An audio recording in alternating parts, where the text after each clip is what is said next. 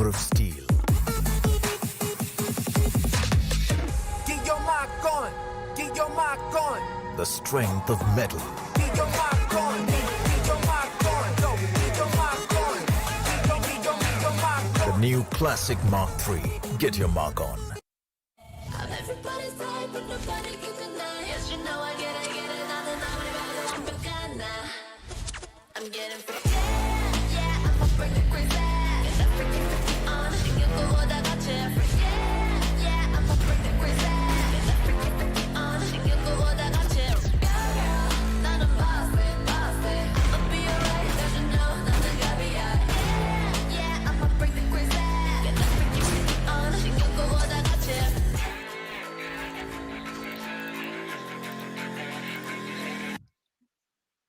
Welcome, ladies and gentlemen, to the Valorant Conquerors Championship brought to you by NODWIN Gaming, with Gillette as our grooming partner and Talk Esport as our digital publication partner. My name is Nikhil Sali, and I'm here with Neeraj Nakro Sangle as we bring for you the grand finals of the Pakistan and Afghanistan Qualifier 2. This is where everything is on the line. The last spot from this region for these teams to contest, and for that, we have the second finalist in a row, which is Arrow, Q1 finalist and Q2 finalist here, and Exploit, the team that was considered the favorites in Q1, now trying to redeem themselves. So a lot of pressure on both of these teams here, Nakro.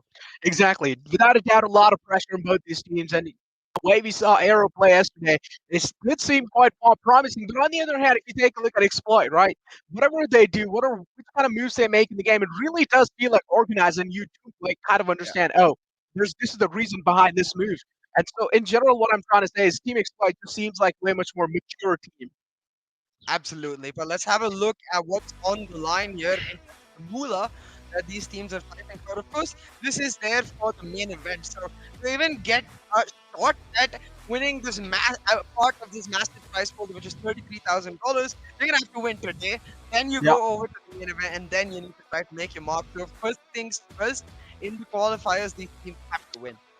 As you did mention, in the qualifiers, these teams will have to win, and then on the, well, you'll be able to kind of get your mark on even on that prize pool at the same time on that international stage and try and represent your country out there.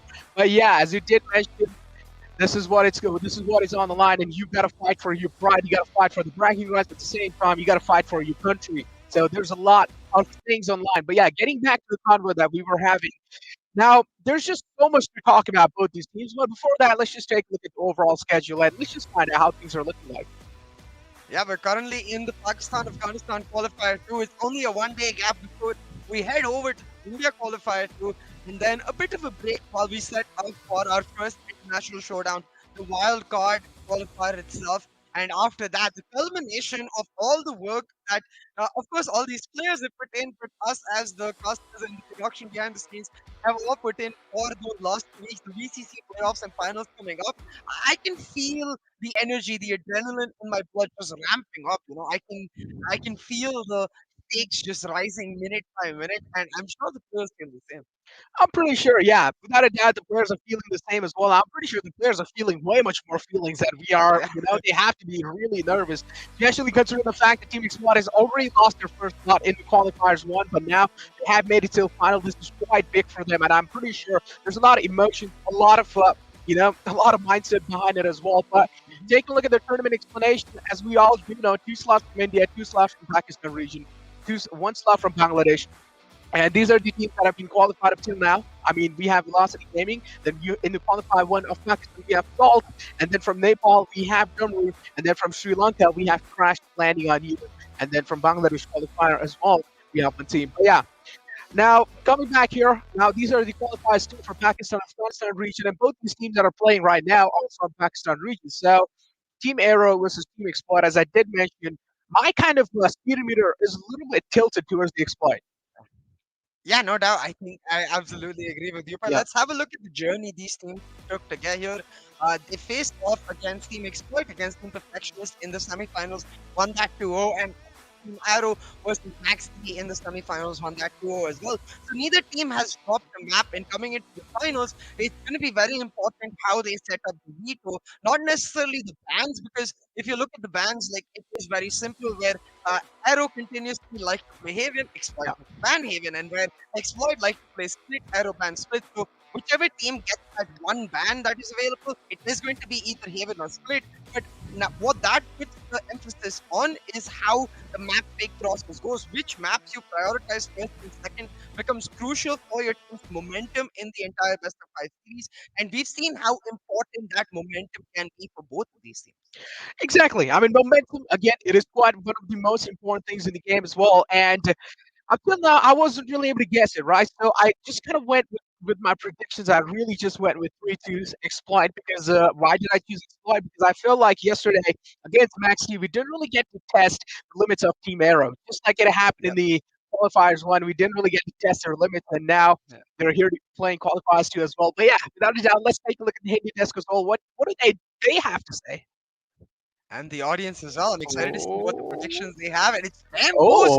The oh, audience gonna go with Arrow, and so is the Henley test. Both Phoenix Shivats and Fix is going for all five maps with a 3-2 with Arrow. And you personally as well went for those five maps against Exia. I think I'm mhm, the sole person here who thinks he's yeah, not going to go the distance. I went for the 3-1 to exploit, but I'm excited to see. Like, we've seen the audience prove us wrong plenty of times. It's almost like they have the script in their bags, they know what's going to happen before it even starts. So maybe the audience is right here, but I agree. I think I have a gut feeling that exploit can go the distance because of the fact that they haven't really shown everything uh, on their screens, on their table itself. But taking a look at what we have on us, player comparison between Turkey and Soulmate, the respective sentinel players for each other. I don't think the stats are as important as the impact, yeah. but you can see Yeah. Turkey definitely had a better semifinals than Soulmate. Yeah, without a doubt. I mean, we've seen Darky playing Cypher as well in the past, and he's such a great kind of Cypher. He kind of does a real great job lurking around as well. So I feel like Darky, without a doubt, has to be best at what he does. On the other hand, Soulmate kind of relies heavily with his team. He kind of sticks around with the team. But Darky's a man who isn't really afraid of making those solo plays happen, which is quite good in some scenarios. In some scenarios, it's kind of questionable. But yeah, again, now getting the convo back, as you did mention, you have went with 3-1. And I know why you did win with 3-1 because in the past they have faced against each other, and in that same competition it was a Yeah. 3-1. Exactly. It was the Yeah, Jazba Pro Invitational number 7, where it was the same exact finals between Team yeah, Arrow and Team Exploit. Albeit they had different rosters. Like we saw yeah, Batsab in Arrow's roster, and we saw um, for Team Exploit not HSB in their roster. So it was still a different roster. yeah, So maybe things change up, but that was my idea. And the fact that with the veto, I expect yeah. Arrow to be more better in the map of Breeze. I think the Mhm. one loss is potentially on Breeze, but if Breeze comes up early and Arrow actually lose that map, then I feel Yeah, like it will get become a very debilitating series for them in general. But look at this, we do have the veto yeah. as we expected. Exploit got the ban, they ban out Haven, which is Mhm. both a comfort as well as a target for Arrow Yeah. going right for the jugular. They pick Breeze as map 1. As you did mention, now banning out Heaven is also a comfort, and at the same time, it's kind of a target ban as well. So now the main kind of head's mindset behind it is that Arrow is really good on the map of Heaven. On the other hand, Yep. Arrow, they got the first pick. They knew that Exploit is kind of shaky on the map of Breeze, so that's why they went on the map of Breeze as well. And now Exploit, I mean, things are looking quite tough. Things are looking quite tough on the first map. Maybe they can fall down, but again, on the rescue map, I feel like I'm pretty confident. I mean, Exploit might just be able to pull it off. Yeah, absolutely. I think my Yeah, predictions back in Q1 also said the same thing, where I expected Exploit to beat Saul because of the idea that when you go back to the most recent yeah, tournament in Pakistan before the Valorant Conquerors Championship, that was the invitation. They were the winners, and widely in the community, they are regarded as, at the very least, top two teams in the yeah, region. So for them, it's not just about proving that, but it's about continuing that form and the community sentiment, like making sure establishing that hey, we were the top team. We're gonna try to become that once again. Because right now, that mark is held by Salt Esports, and I'm yeah, sure Exploit are hungry to prove them wrong. And to do that, you've got to get to this stage that Salt have already achieved, which is the VCC main event. I decided to double down today, for you can see the Hindi desk. They decided to flip yeah. sides, turn tables, and fair enough, because I have to give props to Arrow. They've elevated their gameplay to another level. So I'm excited to see if they can match up against Exploit itself, because I do think they have way better a chance than they did in Q1 against Salt Esports, where it didn't look like the greatest form Arrow could potentially be in. Arrow in Q2 much greater than Arrow in Q1. As you did mention, Aaron Kutu is way better. We did see a massive change in the pace as well since the Q1. Now, the one thing we definitely know is that they have done their homework. They're working quite hard. Yeah. They have learned from their mistakes. Got it. But yeah, I also want to point out one more fact here is that Team Exploit hasn't really lost to any other team rather than Salt. Now, Yeah. Salt is the only team they have really lost against, so I don't really know what to say. I feel like maybe this time as well they will be able to pull it off against Arrow because, as I did mention, they're like a proper organization in the Pakistan region. Like these are salary players. So of course they have their entire mindset inside the game. Each and every single move they make, it really does seem like it is organized. And I feel like this team has to be one of the most tactical teams out there as well, just like Salt.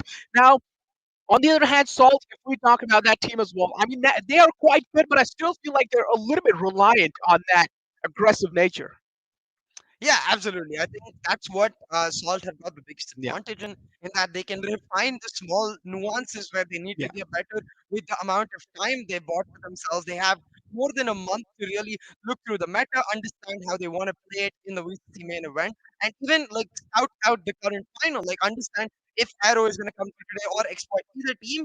Salt gets to watch them and decide, hey, you know what, this team is like this, we can do that. But it's not just for this qualifier, every other qualifier that Salt isn't playing in, for example, the wildcard or even the India qualifier too, they get to scout out their opponents and they Yeah. get that tiny edge. And when you have such top tier, top caliber teams like in the VCC main event, only gonna have 8 teams. When you're facing off against such tough competition, every edge counts, every advantage matters. As you did mention, when you're facing off against such a tough team, each and every single small nukes and crannies do matter. No Yeah. matter what kind of advantage it does really matter. Even if it's like a 0.001 difference, it Yeah. does matter. We have seen so many times, teams just going for that chip damage, even if it's just damages out 5 HP, that's still Yeah. massive. Now, keep this thing in mind. Imagine if you do have a stage in the team or you do have a Sky in the team, and unfortunately, the guy in the front lines just survives on 5 HP.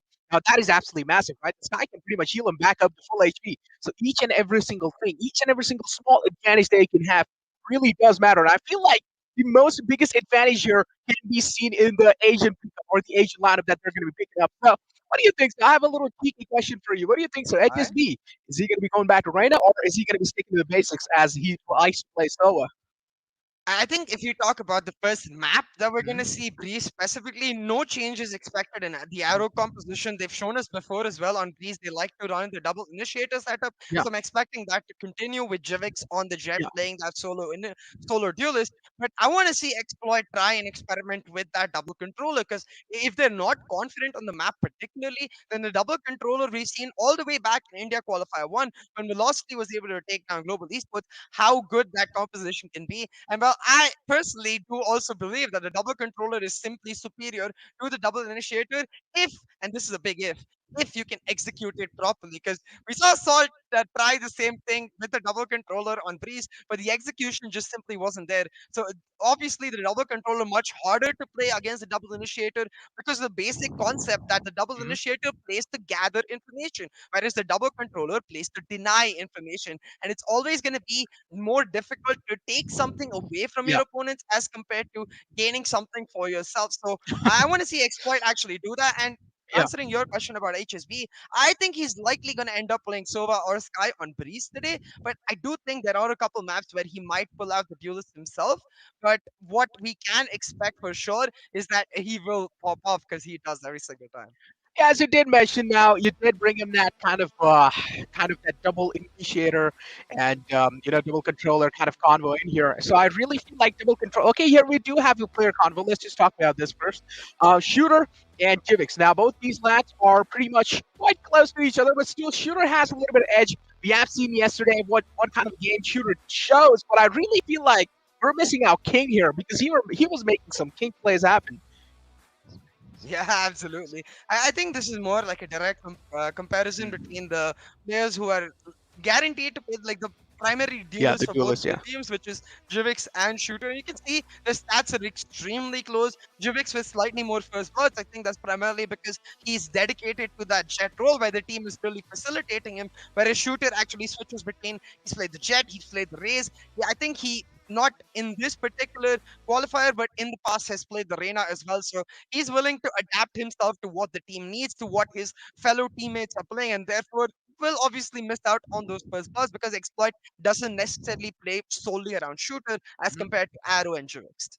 Now, as it did bring him that convo again with double controller and double initiator. Now, I really feel like there is a massive kind of talking point here, right? So Yeah. when you do have that double controller coming in, that means you're gonna get a lot of help in that defense. Now, double controller can pretty much help you quite a lot to kind of hold on to the enemies on the bay, and which is quite really good when it comes to defense as well. But on the map of Breeze, if you do have a Viper as a controller, she can be the most helpful kind of an Yeah. agent onto that Breeze map, even on offense. If you don't really have a Viper, I mean, you're up for a lot of trouble, without a doubt. She has to be an agent that is most picked on the map of Icebox and on the map of Breeze, and you really do need a Viper. If you're just going in raw without a Viper, I feel like you just gotta like just take your God's name, I guess, because that's the only thing that would probably is gonna be your saving grace.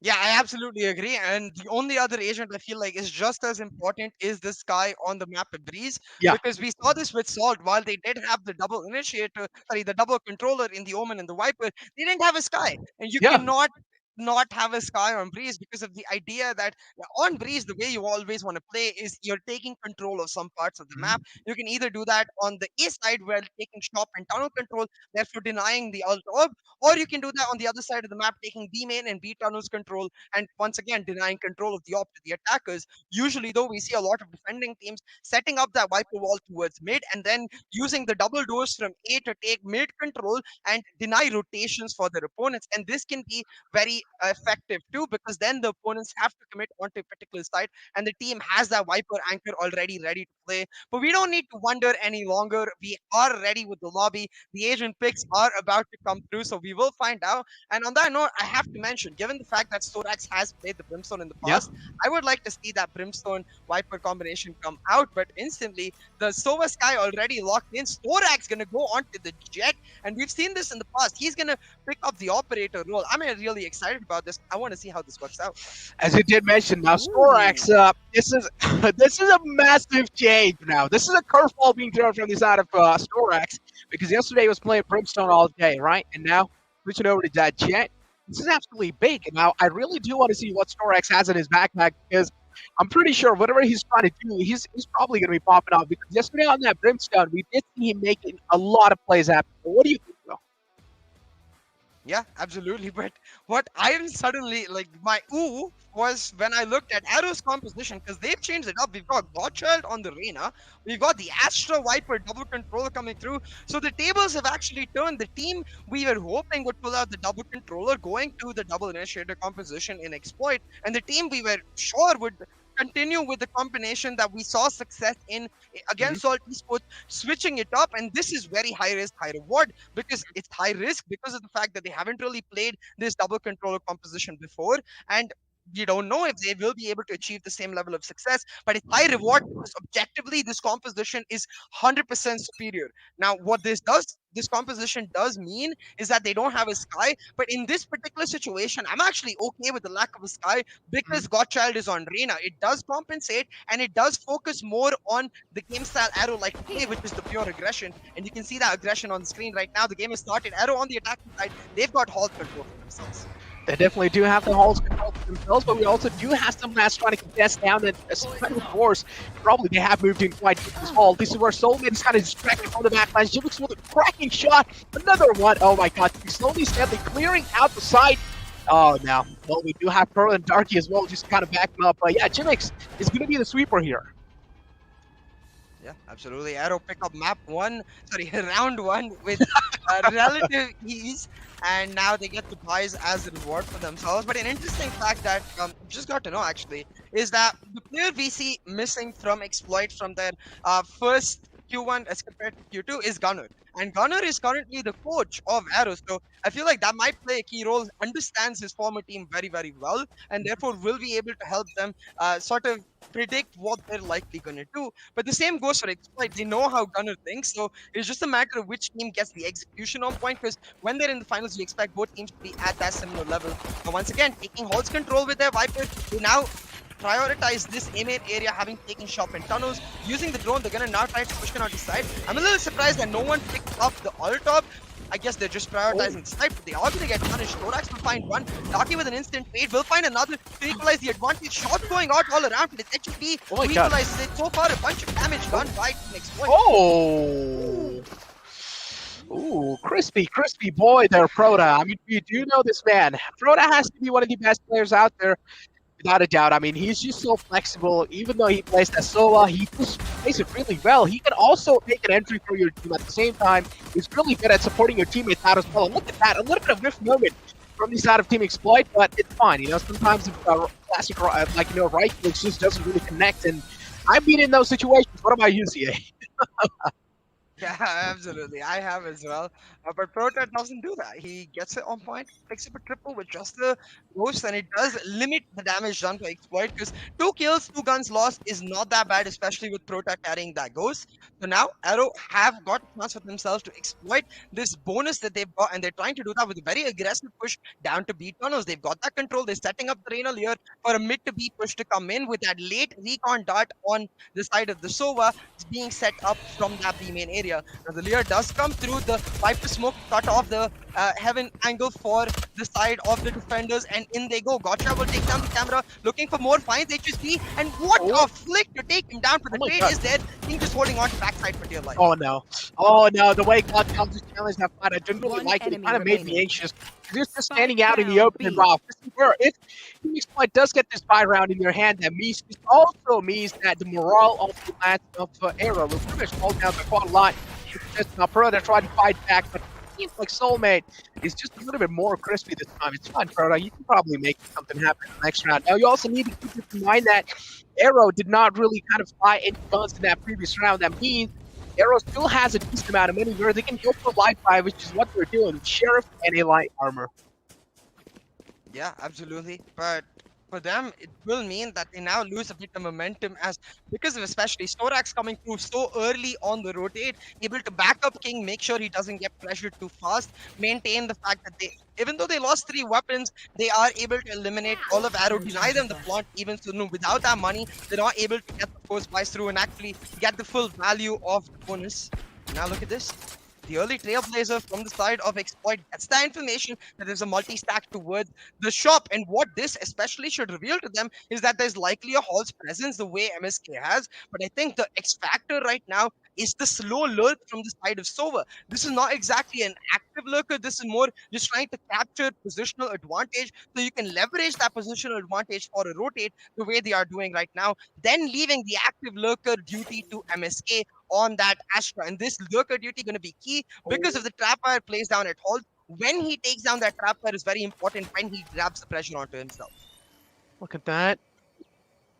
I really do like how Dark is holding all the way back. It's not really being aggressive onto the side here as well. He's not really holding it directly inside. He's kind of letting them go inside. But this is what the Vandal King strategy is coming into play because Godchild is the only man who has Vandal in his hands. Spike And planted. pretty much he has a lot of responsibilities on his shoulder as well. If Godchild gets taken down, if the Vandal is retrieved by any other teammate, that's a good thing. If the Vandal's not, then I'm pretty sure things will just be falling apart just like that. Now, Godchild pretty much does need a fresh magazine here. He has 20 bullets, but yeah, he can work with it. It's fine.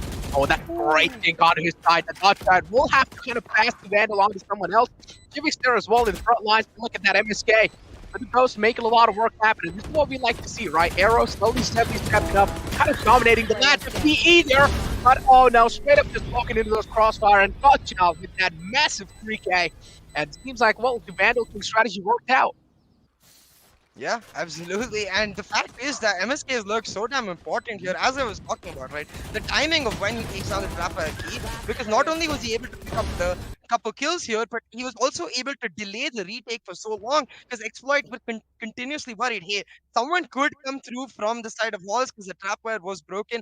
And because of that delay, their side player went down early and they weren't able to aggress before those post-plant positions were picked up. Because they weren't able to aggress, it meant that even with the pistols, Arrow had good enough post-plant positions to find the battles against those long-range rifles and come out on top. And because of that, Arrow pick up a round that they're not supposed to. That Eco was looking at a very bad position, but hey, they pull it out nevertheless, showing the strength on their map. They pulled out a very different combination after picking this map first. So they were hinging a lot of their cards. You know, they were going all in with Breeze, and so far it has panned out. Now it's just a matter of maintaining the momentum. But for now, I guess we are on a bit of a technical timeout. Someone, I believe, has AFK'd. I guess it's King. Oh, he's back. So I think we should be back ASAP. But let me give you a teeny tiny lore fact. That mansion right there is the mansion of the owner of this entire Breeze Island. Right now, we don't know if he's dead or alive, but as you can see, it's a bit of a dilapidated mansion. Like it's a bit of a gone case, and you can see a lot of buddies here just settling and having a piece of chicken with the snake with the I really love the way all of these interactions are present in general within the Valorant universe. But hey, leave all of that aside because now we're back into the gameplay.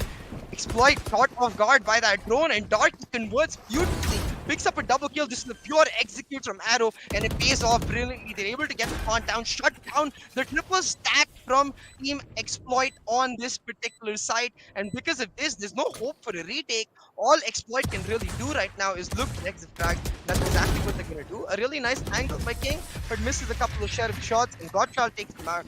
Jinx for the loss will mean it's a flawless round come through for Team Arrow, looking strong as ever on the map of Breeze. No sweat at all. They've vacationed on this Caribbean island plenty of times, and you can see their experience really panning out.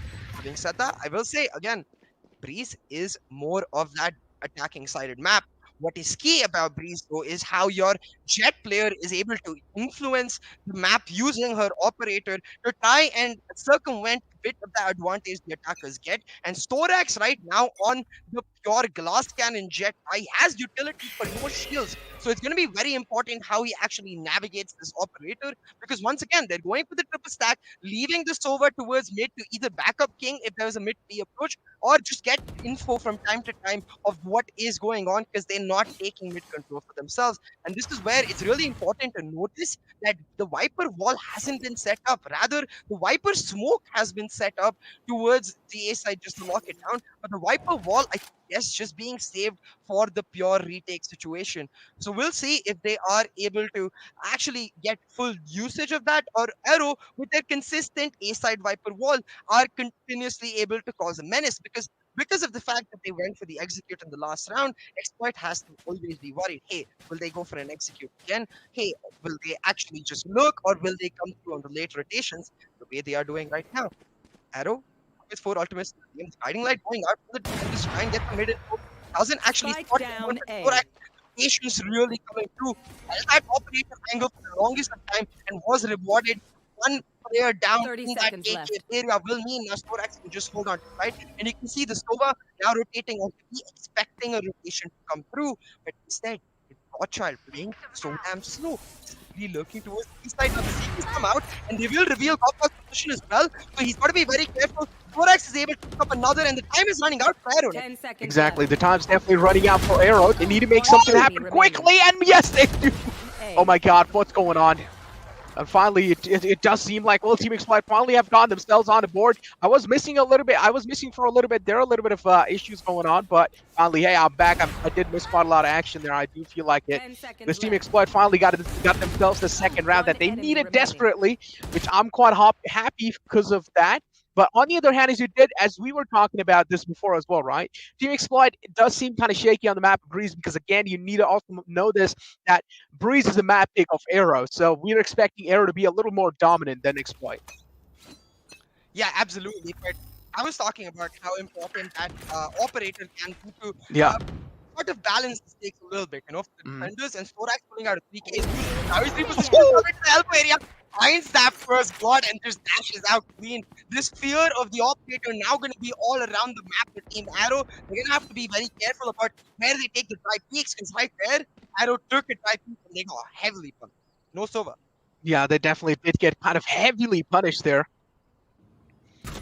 A little unfortunate, gotta say that, but finally, look at that. Attackers all kind of heavily lean onto the B side. Clearly, the intentions are clear here, that they do want to make an entry inside. Again, these double duelists can be really damaging, especially if you do want to make an entry inside the side. You can pretty much just getting quick entries, especially with the random layers. You can just follow them back up. But this is a great out drone. This can also reveal a lot of things. They need to get inside the site as fast as possible, but the tag is coming through. That means the Jet needs to stay back. Only one duelist is inside, but look at this now. Viper's Pit inbound as well. That means the side control will be given up. They don't really have any other choice rather than just give it up.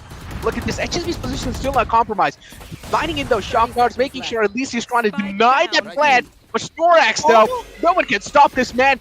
Look at that, another flash lining in. Till the spike has me planned, he's getting denied over and over again. Nothing much can be done, but Tivix finally stepping up. He got himself that Duke. It's a 2-on-3 situation now. One guy's still all the way in the back lines. Now they need to find MSK, and yes, they do. MSK being shut down by King.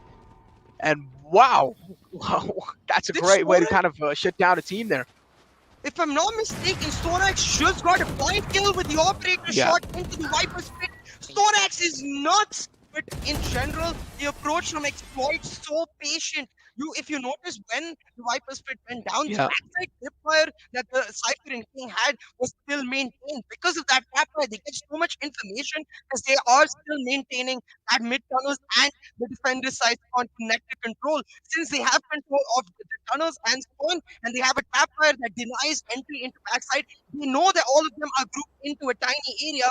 And even though the shock darts from HSB don't do a lot of damage, what it does do is it continuously displaces them, forces them to come back into a spot where they have to try and change their plan spot again and again. And in between all this, the spam working out beautifully.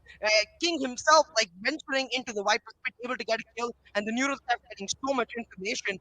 Team Exploit doing very well to hold on to their push. Their Cypher Anchor playing beautifully, and Storax on the Jet. He doesn't normally play the duelist, but he only does when they need that primary operator to come through for the team. And you can see his strength on that operator just glaring. Back-to-back rounds picked up for Exploit. They have the momentum on their side. They do have the momentum on their side. It's 3-4. It's a scoreline again. Now, Arrow do have a little bit of edge over the opponent, so this is quite great. But again, I gotta say that this was a map being made by the lads of Arrow, so you do expect them to be a little bit more dominant. Look at Storax again being a little too aggressive onto that A side. Maybe if he does manage to find himself that kill, guys lurking around, that can be absolutely massive. If you get rid of the lurker early off in the game, this can absolutely be massive. Look at that, King being tagged. Unfortunately, he got blinded as well. That was a great leer from the Reyna. Look at Jivix is down low. If you already do have a man like Jivix down low, that can be a little bit more damaging for your team, and you also got to realize that Flash is being inbound from both sides. The Sky, of course, revealing a lot of info that this might just be a really massive, because Soulmate's still in the back lines. He doesn't really want to risk his life there. But oh no, he knew where the outdrone came out from. And this was absolutely brilliant from Godchild. This is where he also paused the Reyna ultimate. It's a 2-on-1 situation. It's a 2-on-3 situation, my bad, going on. Spike still hasn't been planted. 50 seconds left in the clock. They do have a decent amount of time. They can actually buy as much as they want. Look at Storax finally inbound with that operator. Peeks out. Unfortunately, Godchild, that's the wrong man to peek out into someone's crosshair.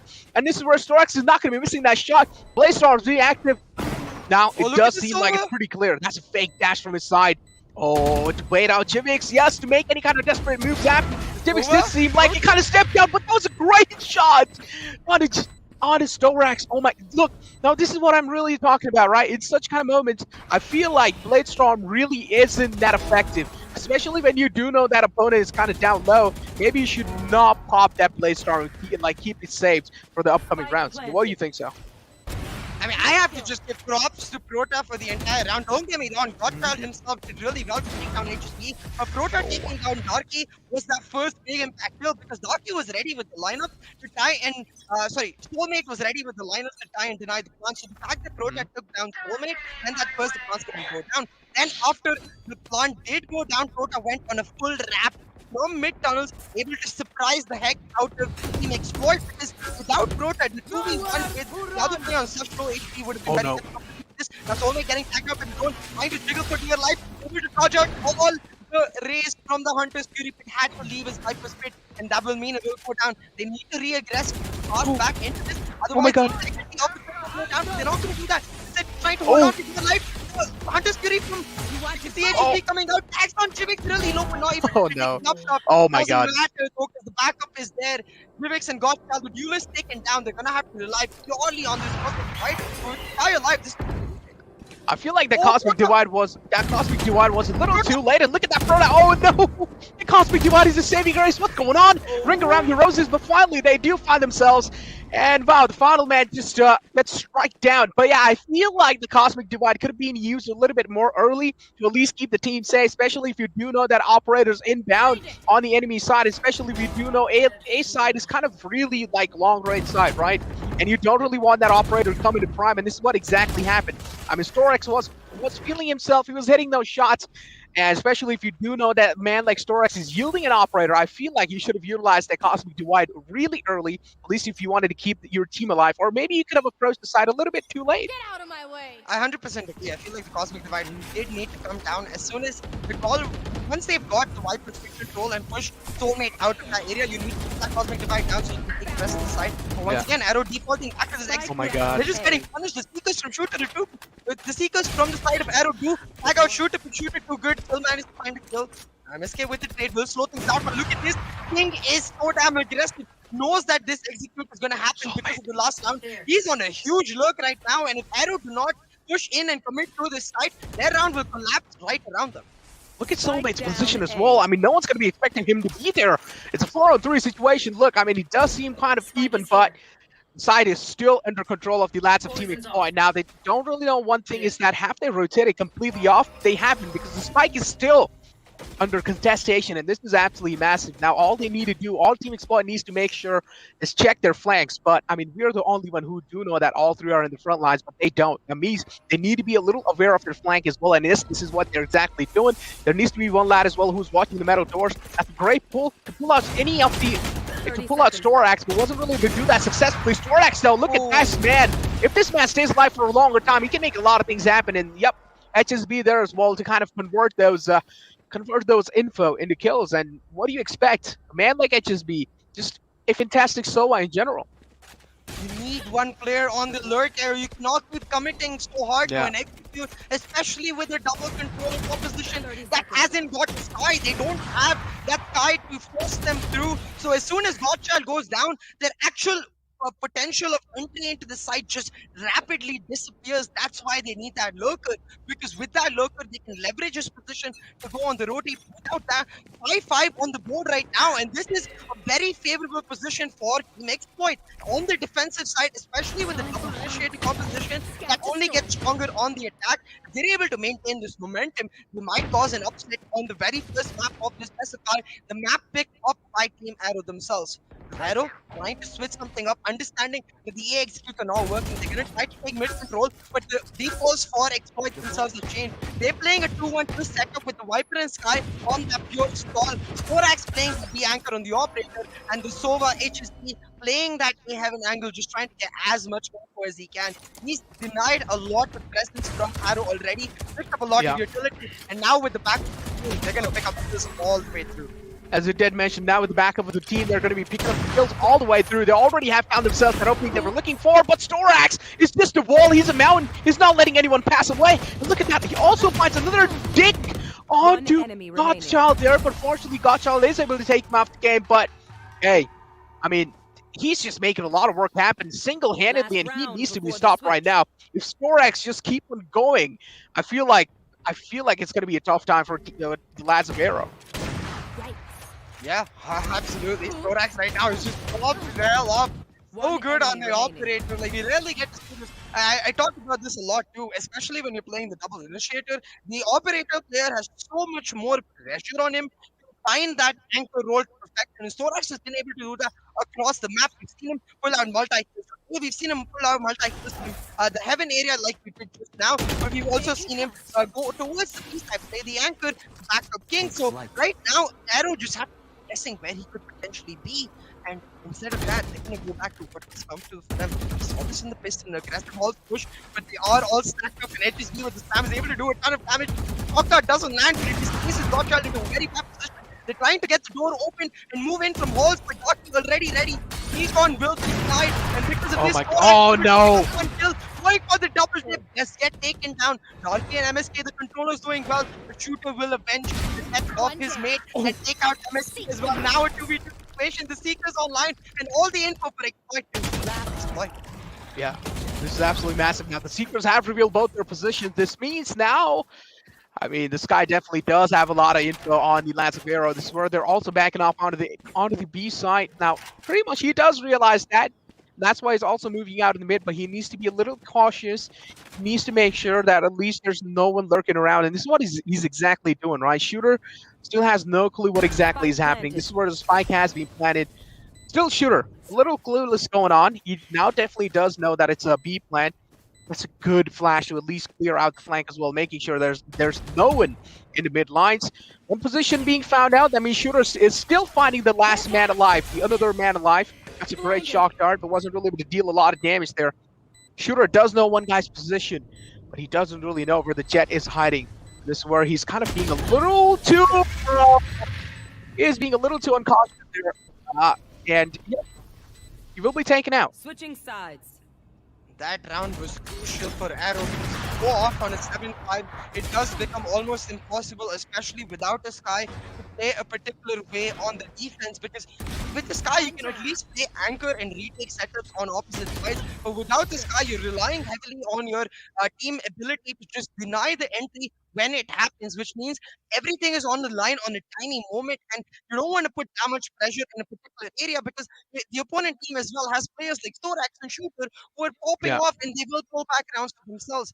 Having said that, winning that round does mean it calms down the entire scenario. The momentum now not in either side's favors, which puts a lot of emphasis on these pistols coming through. Instantly is what we expected from Arrow. I love that Viper wall, taking mid control and allowing Godchild to get real aggressive using that Viper wall. He's got B elbow control for himself, and that's a ton of information he gets, because now he can position himself there and even dodge out the trap by going through from the window and come through on a big Oh my look. god. But instead, he actually starts up in halls and Proto just precise with his Oh my, why? Why would you challenge him, especially when you do know that you've already been dinked at just B? Maybe you just want to back off a little bit. Too big of an ego, gotta say that. Yeah. Finally, I mean, Team Exploit, at least they have found themselves that opening kind of prey there. They're trying their best to fight back. What King? Oh, King making some King plays happen again. He's going to be that saving grace for the team without a doubt. And just with that 2K, it has gotten them that man advantage as well. Now, it all just depends on if King keeps his position a little uncompromised. Look at those shock guards. They're getting too close to King, and yes! Look at Proda. He's feeling himself. He has his lineup going on as well, but now it's a 2-on-1 situation. Darky knows one guy's position. Shooter's position can be pretty much compromised as well, because he's sitting on a common angle, which is not really, which you do expect not really to be contested, and yes, a double peek coming in through. This is where Darky gets a little confused. Who to peek, who to kill, and who to not shoot. And this is where Darky will be taking out the game as well. But yeah, already starting the second half on a good note. Even though Proda was feeling himself really good, he got himself that 2 opening kills and still Storax and King managing to pull it off. This is absolutely massive. Yeah, Protoss is so good on these pistol rounds. Precise with the Ghost and precise with the shot darts as well. But Storax and Exploit, they come out on top. Really important by Storax to get that elbow push in and deny the presence from Godchild, able to get him completely off guard, lead to those weak tunnels, and because of that, enable his team to push through onto the side, picking up a triple for himself. He gets down, and now with Spies coming through, only Storax on the stage, which makes me believe that even though it might not come out very early, there is a possibility of the attacking operator on Storax for them. The spike will get planted. The soulmate on the backside already getting 1 kill, and those parts are so good for Exploit right now. They've got full backside and B for themselves, and they've got the shooter on the side wrapping around from the elbow to mid tunnels. Look at this. One enemy remaining. Trying to go for the peaks. He's gonna get taken down by shooter, leaving MSK last man standing, and that wrap that I was talking about really coming up strong for Exploit. They pick up back rounds. They only lose 1 player, and given the fact that Storax was primarily on that One frenzy, enemy remaining. it means that they don't actually lose any money, they don't actually lose any weapons, and because of that, at this point, like, look at this, in general, Exploit just starting to look a lot stronger, and this is scary. This is real scary for the side of Arrow. This is their map pick. They need to translate this map, because once we lose this, the next map is Split, and we know how damn strong Exploit are on Split. So now Arrow, this high round is on one loop. lose a ton of momentum because this is a pure bonus for Arrow. Even Storax has only continued with the frenzy, so he has more than enough money to pull out 2 buys for his team in the next round, or even pull out an operator for himself. You can see Exploit trying to get the push in through, but Godchild so aggressive, taking mid control. He's on one kill, loses a couple of players, moving through west, finds the third, and the collateral is good. Godchild now looking for more, will get taken down, but it doesn't matter. He's done the damage, and HSB in an impossible position, still manages to find the third. 1v2, can he pull it off? He can definitely pull it off without a doubt. Look at that attack coming in through as well. This is where Protoss position being revealed, but oh no, he's getting spammed through the boxes. Nothing much can be done. He does have recon dart. That means that can be saving grace without a doubt, but the recon dart to counter his recon dart, this can be absolutely massive. I feel like at this point, he's just being pinned behind these little 2 boxes and backing off and maybe getting himself or repositioning himself would be a little better of a choice, but hey, HSB did not really expect Darky to get real up close and personal, and yes, he does, and pretty much seals the deal on the lads of Team Exploit. Now, Team Exploit do seem kind of shaky here because Team Arrow has finally stopped that momentum going in forward, and that was an incredible 3K. All 3 of them decided to drop down from those vents, and I don't really know why they did that. Do you have any kind of clue why they did that? I think the primary idea is just to try and trade out your teammates because they were on a pure bonus. They didn't actually care if they lose the round. It's more about just trying to find value in terms of damage done. And you can see the damage done.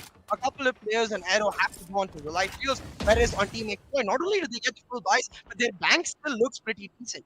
Now gonna change up the way they play. Still relying on that Cypher utility to watch that back with Thorax taking mid control and his team taking shop control. Not only do they get the all top, but they get an ability to deny rotation from Arrow. But this Hall's contest between Soulmate and Prota are going to be very important. Prota does find him, but instantly HSP with the trade, meaning Hall's control still a possibility for the attackers to take, and that's what HSP is going to slowly try to navigate. Look at this, Godchild is moving in aggressively towards this mid area and Storax waiting. They're right on top of each other. It's actually MSK who finds Storax first. Storax has to dash out, but he's exposed to Godchild right now. Storax in a very vulnerable position. He's in a vulnerable position. As you did mention, he was in quite a vulnerable position. All by himself in the mid area just like that. I don't really know if that's a good thing to do, but look at this. I mean, even though they kind of traded Storax out there, they do have the sight all the way in their hands. That means that's a massive trade happening now. Getting the side control is kind of the part of Duelist, and that's what he did, right? He was in the mid kind of distracting the other lads, and that kind of threw the lads of Arrow off guard. But now, things have been evened out. It's a 2-on-2 situation. I feel like Shooter might just get a little advantage here. Yes, he does, but King's going to be the one to pick that frag up. But look at Shooter. He's still challenging that fight. I feel like double peeking that angle could be the best play you can possibly make. But hey, it doesn't really matter. If a man like King is there standing tall, with his chest out, I mean, this is what you expect him to do, right? Pretty much just shine in and outshine the opponents. This is what he's been doing since yesterday. He has been feeling himself each and every single moment of the game. And, I mean, hey, finally it does seem like the King's back. Yeah, absolutely. I really like the way, especially that they're jiggling around the pyramid, understanding that all they really need to do is play for time and deny his from the Hall site as long as possible. Even if they hadn't picked up those skills, the time would have been more than enough. But since they do, it's an easy round. Translated for Exploit and the eco broken for Arrow. They're gonna go for just pistols in this round, but Exploit go for a full execute. They put that spike onto the hands of Thorax. He's dashed in and he's already gonna get a point. Exploit now gonna have to play an easy exploit with the side of Arrow on pistols on the retake. This is almost impossible. As you did mention, this does seem quite almost impossible there. Shooter now already opening the fray up. This might just give lads of Team Exploit a little advantages at this moment. You also need to understand that this was quite an aggressive push being committed by the lads of Arrow. They're getting slowly and steadily. They're getting completely destroyed. They're getting obliterated because this was an eco round. They were being forced on an eco. They didn't really have any other choice. And look at this. Well, Godchild will be pretty much cleaned out as well. That's going to be it. Team Exploit getting another round in their hands. Now, this is where they kind of had a mentality going in that, okay, this is just an eco, maybe just go for a rush and hope for the best. And, well, it doesn't really seem like the best happened here. Yeah, Definitely, you can see that for Exploit having won this round, they've got double digits and they've got all of their ultimates online, which means a wealth of options on their table. They can once again go for the execute that they were so damn good in with the fact that we saw the same thing in the semifinals itself. Those executes where they're perfectly coordinated, understanding each other's roles and able to clear out angles in consecutive fashion, make them scary as hell. But now, look at this, all five stacked up. Only a single traveler right behind them, which reveals their intention that they're going to use these sneakers to just hard execute on the side. Once again, the spike on Thorax and Arrow with spam dodging that one. Shooter still pushing through, using his Oh my god. sneakers to get not just one but two kills now. And Thorax able to get the plant down. They've got backside control. The Vampires make sure they're not going to get behind. And Arrow just can't retake because all they've got is a Sova, but maybe the Cosmic Divide can buy them. Yeah, definitely. The Cosmic Divide can, without a doubt, just buy them some space, and also they can utilize the Hunter's Fury to deal the maximum amount of damage. But I really do feel like committing for utilities in such kind of a moment wouldn't really be a good choice. Look at this. That was a great recon, but again, King striking in at the right moment when his team needs him the most. What's going on? King, I feel like he's being the single-handed success behind the entire team as Team Exploit, and he's just single-handedly kind of doing a great job in the team. Whoa, that was a great shot by Darky though. Yeah, I mean, King's just like, hey guys, just get me into the little comfortable role I was playing on the defense, playing defense on that B backside area. Once I get the point down, I'm just going to do that again. And there ain't no way they are pushing me in. I will hold on to real life. And he's able to do that time and time again. Within a blink of an eye, Floyd's attack has been so quick, so precise, but they're now at 11-7. Once again, Arrow in an impossible position. I wish they'd gone for the force, but they've gone for the pure eco, electing instead, if they lose the round, stay on just pure overtime combat, and Exploit doesn't look like they're gonna let that happen. A mid-way push happening, but MSK is so good, finds the double and got another, and Arrow pull out a 3 here at the 1v4 for only. Yeah, they can definitely pull out a Thrifty without a doubt. The way they've hit those shots, oh my god, and just in that mid arrow, you guys just showed the lads of Team Exploit their place there. You pretty much brought them down to their knees. I mean, Team Exploit was definitely feeling themselves, but Arrow was like, okay, not anymore, bud. I do realize that your confidence is going a little bit to the cloud now, and we got to bring it down to cloud 1, and this is what exactly happened. They are now down on the ground, and Team Exploit is on that receiving end. They're taking quite a lot of damage, and at the same time, Arrow have retrieved themselves those free guns. And this is absolutely incredible. Look at this. I mean, nothing much can be done. Godchild with a 3K. And just, those shots, those sheriff shots in the mid was absolutely mesmerizing to watch. Yeah, Arrow Look when at their this. backs are against the wall. Oh my MSK god. and Godchild really stepped up. MSK picking up that cover, allowing Godchild to come back to the swing. He not only finds Shooter, but then readjusts himself to take down HSD, to stay with a little bit of a weight there. But at the end of the day, what that means is that Arrow pick up the down and they stabilize themselves, they stabilize their economy, they stabilize their momentum.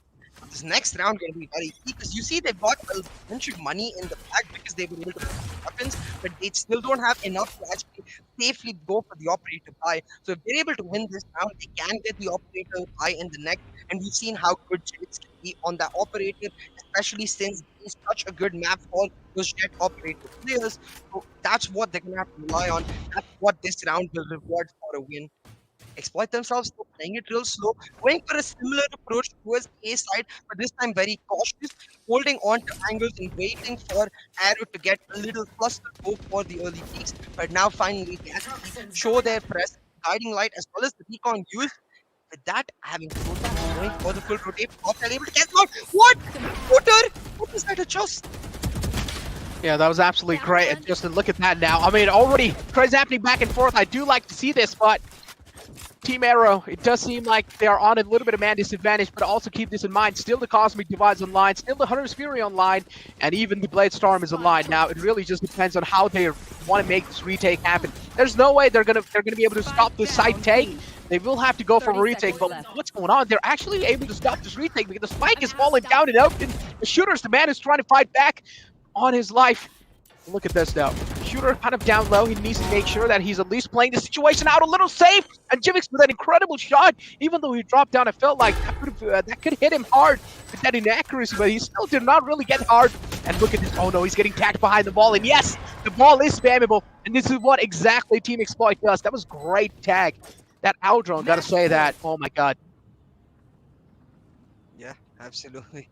12-8 right now for Exploit. They've got the map point on the board. In the map pick, that wasn't even their choice. The shooter, man, that just on the Vandal. I know how difficult that is because it's so hard while you're spraying on the Vandal too to adjust perfectly to get a headshot. Because of that shot, he gets the sneakers online, and because of the sneakers, his team able to exploit all the information they get to 10 push in onto the east side, get the plant down, and score the round. Because the team Aero, they got all their ultimates. Can't try to rely on that. They got an operator online. Use the Viper to shut down A. With all of the exploit trying to focus blood execute onto this B-side MS8. Stunned MS8 tagged by the Hunters. He gets taken down, and B-side the floodgates are open. Thorax will get the point down, and the snake bite not enough to even take him down will mean that Thorax is able to get them from out of their completely. The Hunter's Fury for Prota will miss, and the chances are going down. Oh no, this HSP is now actually on a huge point. Enemy down. Oh no. no. I feel like if you utilized a little bit more trigger control there, that could panned out really well in their favor. But it doesn't matter. It's a 2-on-5 situation here. They only need one more round in their favor, and it seems like it's not really going to be a struggle for them. They do get another round in their backpack, and it seems like, well, the map we expected Team Exploit to fall apart, even on that map, they do come out on top, and I'm actually quite impressed. Gotta say, they have worked quite hard. Yeah, exactly. I am very, very impressed by how Yeah. Team Exploit showed up today. And honestly, my 3-1 prediction heavily relied on Arrow actually winning the map of Breeze. And given the fact that we have Split and Icebox up next, I'm honestly scared that this might just end up being a 3-0 for Arrow. 'Cause I know how disappointing that would be for them as they made both the qualifier finals. But if they're not actually able to pick up the win, that will hurt their momentum, their morale if they are to go into wildcard. So in general, right now, Arrow they need to find a comeback in the map of Split. But that's way easier said than done because Exploit are so damn good. Exactly. As I did mention, Exploit are really good on that map without a doubt. And it is the Exploit pick, so I'm expecting them to be dominant. On the other hand, we expected Arrow to be really dominant in the start. Yeah, they were quite dominant. They did show off a great, showcase of skill. But Exploit just stealing that away like a thief. I don't really know what to expect from the upcoming map as well from their side. But Arrow, I mean, if this just keeps on continuing, the woes keep on continuing, I feel like we are up for a Team Exploit domination because already in their pick, Exploit has made them look like it's their home. I don't really know what to expect in the upcoming rounds, though. I mean, because the upcoming map is going to be split, that means Exploit, it's their home. It's their home. We're going to be seeing that raise being pulled out as well.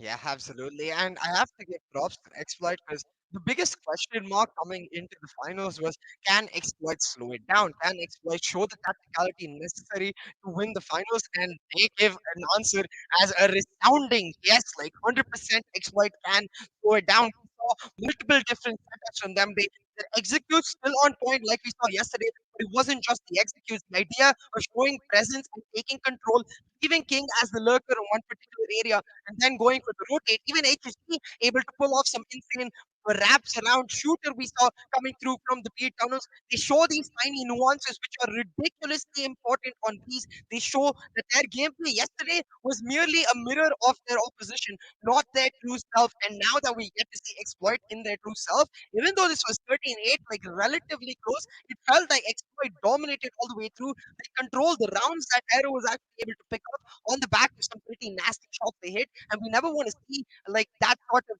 rounds being the only wins in the team's bag because that means you cannot be consistent. If you can be consistent, well, you aren't winning the finals. As you did mention, I mean, consistency plays a massive role in no matter what it is, even in video games, even in real life. You gotta be consistent. This is what I'm really trying to say is that it is the main key behind anything success, right? And if you do want that success to be in your hands, you need to be consistent without a doubt. The consistent performance is being shown from King since yesterday, and it does really seem like it is actually working in his team's favor, and that's why they actually did kind of seal the deal against them. But now, again, as I did mention, it was a pick coming in from the lands of Arrow, and they still do manage to lose on the map of Breeze. I don't really know what to expect on the upcoming map, which is going to be Split, because yesterday we saw them play Split, right? And I gotta say that on the map of Split, without a doubt, I mean, they're just so dominant on the map of Split. They're really dominant, and to stop Team Exploit, I feel like they will have to bring not just classics in, but maybe a little bit of more curveballs. But what do you think? So let's take a look at the match stats.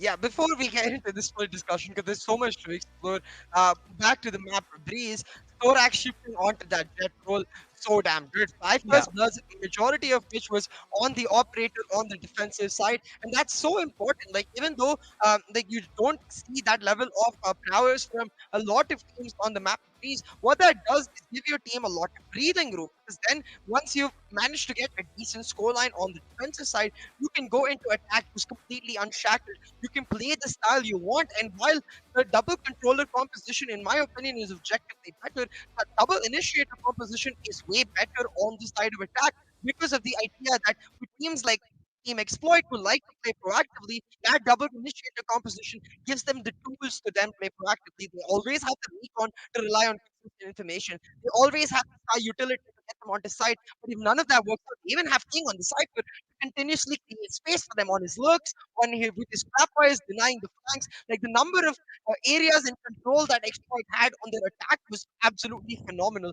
And the fact that they were able to do it on their away map, well, I don't know about Aero, but I've certainly got some fear in my heart about what's going to happen on the other two maps. Yeah, exactly. I mean, even if you did mention we did not expect them to dominate this great on the map of Breeze, but they still do come out on top in that map. So, I mean, even I really don't know what to expect on the upcoming map, right? Because, I mean, Aero, I got to give them props that they have improved quite a lot, but still, I feel like they're lacking a little bit of less. They're lacking quite a lot actually on that tactical approach in the game. Even if they're trying to play things out a little safe and a little slow, it doesn't mean you're being tactical in the game. It just means that it just means that you're trying to get in a better mindset to actually approach onto the site. Yeah, absolutely. But that was the end of map one. We're going to go set up for map two, and we'll find out real soon if Exploit continue their dominance or if Arrow is able to hit the bullseye and pull one map back with that split map in a second. We'll go set it up and be back in the jiffy. Don't you go anywhere.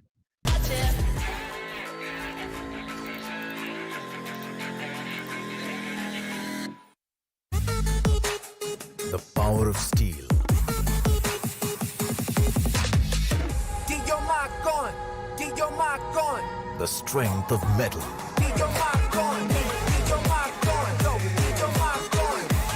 Get your mic on. The new Classic Mark III. Get your mark on.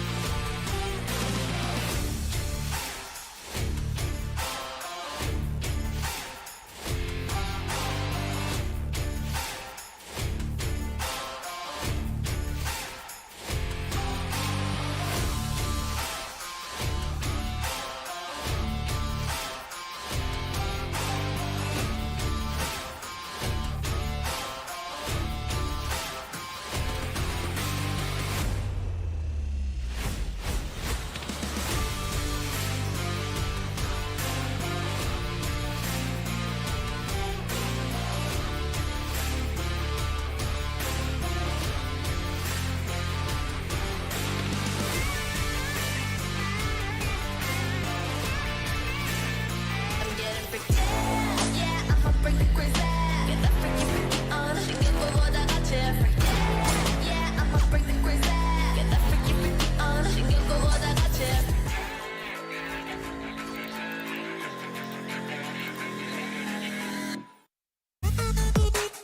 The power of steel. Get your mic on. Get your mark on. The strength of metal. Get your mark on. Get your mark on. Go. Get your mark on. Get your mark on. The new Classic Mark III. Get your mark on. Welcome, ladies and gentlemen, to the Valorant Conquerors Championship, brought to you by NODWIN Gaming, with Gillette as our grooming partner and Talk Esport as our digital publication partner. My name is K, and joining me on the desk is Necro, bringing to you the Grand Finals best of 5 between Team Exploit and Team Arrow. Now, first map was Breeze, which was Arrow's pick, but Exploit dominated them. So going into split, Necro, what I want to primarily ask you is, do you think Arrow have the right mentality to just reset themselves? Yes, they do. Without a doubt, they definitely do have the right mentality. But here we have a funny question. I do have a funny question here. Yeah. Is that our Team Exploit going to let them reset their mentality, though? Even from the first Oh. round, imagine if they start off with a banger. No matter how much meditation you do, no matter what you do, the silence is going to break off, without a doubt. No matter how much you try to kind of reset your mindset, no matter what you try to do, even if you have a team like Exploit in the front lines and they start off with a banger, even with the first round, I feel like your mental reset isn't really going to work. And talking about a banger, we see the KO locked in on both sides. This is what I was expecting from HSB. As you can clearly see, Necro is ecstatic, and so am I. Jivik's gonna pull out the KO. I'm really interested about that. But taking a look at the compositions, it's likely gonna be mirrors on both of the sides. The Brimstone locked in already. I expect Soulmate to be picking up that Killjoy, which means both of the teams playing this exact same composition. And on that, we do have to talk about, like, I have to explain, like, this KO works very differently from the Breach of the Sky, where the Breach in the Sky is that out-and-out initiator that actually continuously gives value in your ability to approach. KO is not that. What KO does give you is an ability to change depending on what the other team is playing, to react. And on that, I do find Exploit to be better, because my biggest concern with the way Arrow played on Breeze, Necro, was the fact that once their primary defaults were broken, it didn't look like they had anything else in their playbook. They have pulled out the KO now, but if their primary defaults are broken again, the question remains, do they have something else in their playbook? As I did mention, the question does remain, do they have anything else in their playbook? Now, again, we're expecting that kind of curveball being made, and we're expecting a little bit of mystery coming out from their, rolling out from their sleeve. That kind of a secret card being rolled out, but yeah, is that really going to be happening? That's the massive question that we all are wondering, and I'm asking for myself, that is that really going to be happening? Because here we do see that KO kind of being pulled out. That is a little bit of mysterious card being pulled out, but you can also do see a Team Exploit with the KO, and it's going to be HSB. We have this man play KO in the past. He does now. Soa isn't really that great on the map of Split, and this is where KO kind of tries to fill in the role on the map of Split of Soa. Yeah, absolutely. KO gives that information, has the flashes, but they're not the flashes the way the Breach and Sky give for the team. They're more to just sort of set yourselves up or go for the pop peak with the team. But look at this right now. The boost wall going to come through as Team Exploit look to go back onto this A side. Prota is ready. He's just jiggling, trying to get some information. But the minute Storak sets up the smokes, in they go with the wall boosted up. The site is completely free. Prota did not check on time. Unfortunately, Soulmate is left behind. So we'll have to just wait for the wall to go down. But the turret will give him some information of Prota's Spike position. planted. And with that, he can continue to be a nuisance. Now Prota, he needs to wait for his team before getting into sight on the retake. Exactly, he needs to wait for his team there. And look at King though. I mean, as long as they don't really hard clear King's angle, he might just be a little safe there. But he does hear a lot of ruckus being caused even on the heavy side. Now King will have to make some King plays happen. He does get himself the one kill, and now he has yielded a frenzy in the hands. Oh no, he did miss the initial shots. This is where a lot of damage is being dealt onto him. But oh my god, King again coming out on top. Got 3k in his hands. And well, a great play coming out from his side. Yeah, absolutely. You can see that boost was just perfect for Arrow Super on the retake. Able to push in. Exploit held in very well though. And at the end of the day, because of that push, in Menda, it came down to a 1v1. And King just playing it to perfection. We've talked about this player so much. We've talked about the impact he creates, the versatility he has. Played the Cypher on Breeze. Now playing the Sage on this map. He even plays the Raze on Bind. So the versatility the player has is phenomenal. But the fact that he has this while continuously maintaining his stats even better. Once again, going for these executes that you could say Exploit have really sort of established themselves as ridiculously strong at. They take out Crota instantly, and now with the sticky grenade, the fragment denying that entry into side, they're able to hold on for dear life. They don't even care that they're suppressed because with the better weapons, they're like, okay, sure, come take it. Oh, yeah. Exactly, but look at that. One kill already being found, the second one following it up as well. I mean, Arrow is down on an eco round, so we do expect Arrow to kind of dominate their way through. But look at the shots coming out from Soulmate. He gets himself those 2 kills as well, and he has a flawless round coming in. Pretty much expected this to happen. And Team Exploit, I mean, off to a great start. As I did mention, it doesn't really matter even if you do get enough time to kind of reset your mindset. But if a team like Team Exploit starts the day off on a good note, I feel like it isn't really going to work no matter what you do. Yeah, exactly. Yeah, it's like you're Arrow trying to meditate, like slap, slap, and continuously Exploit just slapping them left, right, and center. They've got a bonus for themselves now, and they can just look to further damage not only Arrow's momentum but their economy in the process. Gonna change up their defaults. They put that fear into mind with that A push. So now you can see the Raze has to go over to that side, and instead Exploit going to play for the B side execute. HSB on that KO, slowly lurking towards the mid. I don't think he's used his knife just yet, so has the ability to use that knife instantly, get a lot of information about the positioning, and also deny any utility that Arrow might try to use to deny that mid push. But once having established the presence from on that B garage, they're actually now looking to use mid to possibly find a full rotation from whence into A. Look at that smoke being out. Kind of deny any kind of visual for the lads of Exploit. So that was a great smoke and the right timing coming out from his side. Now, pretty much that knife isn't really going to be finding any kind of info. So they do think mid is pretty much clear. Now, do they know they're completely approaching out of the B side here? Shooter already inside on the side with that satchel. But oh no, I don't really like where the spike has been dropped. And yes, it has been dropped. And this is where a man like Darky just steps in, and look at this, a complete domination, a single-handed domination coming through. Unfortunately, got spotted out by that alarm bot, and Valprota is there holding off the flank, and he will be swiping up the last man out.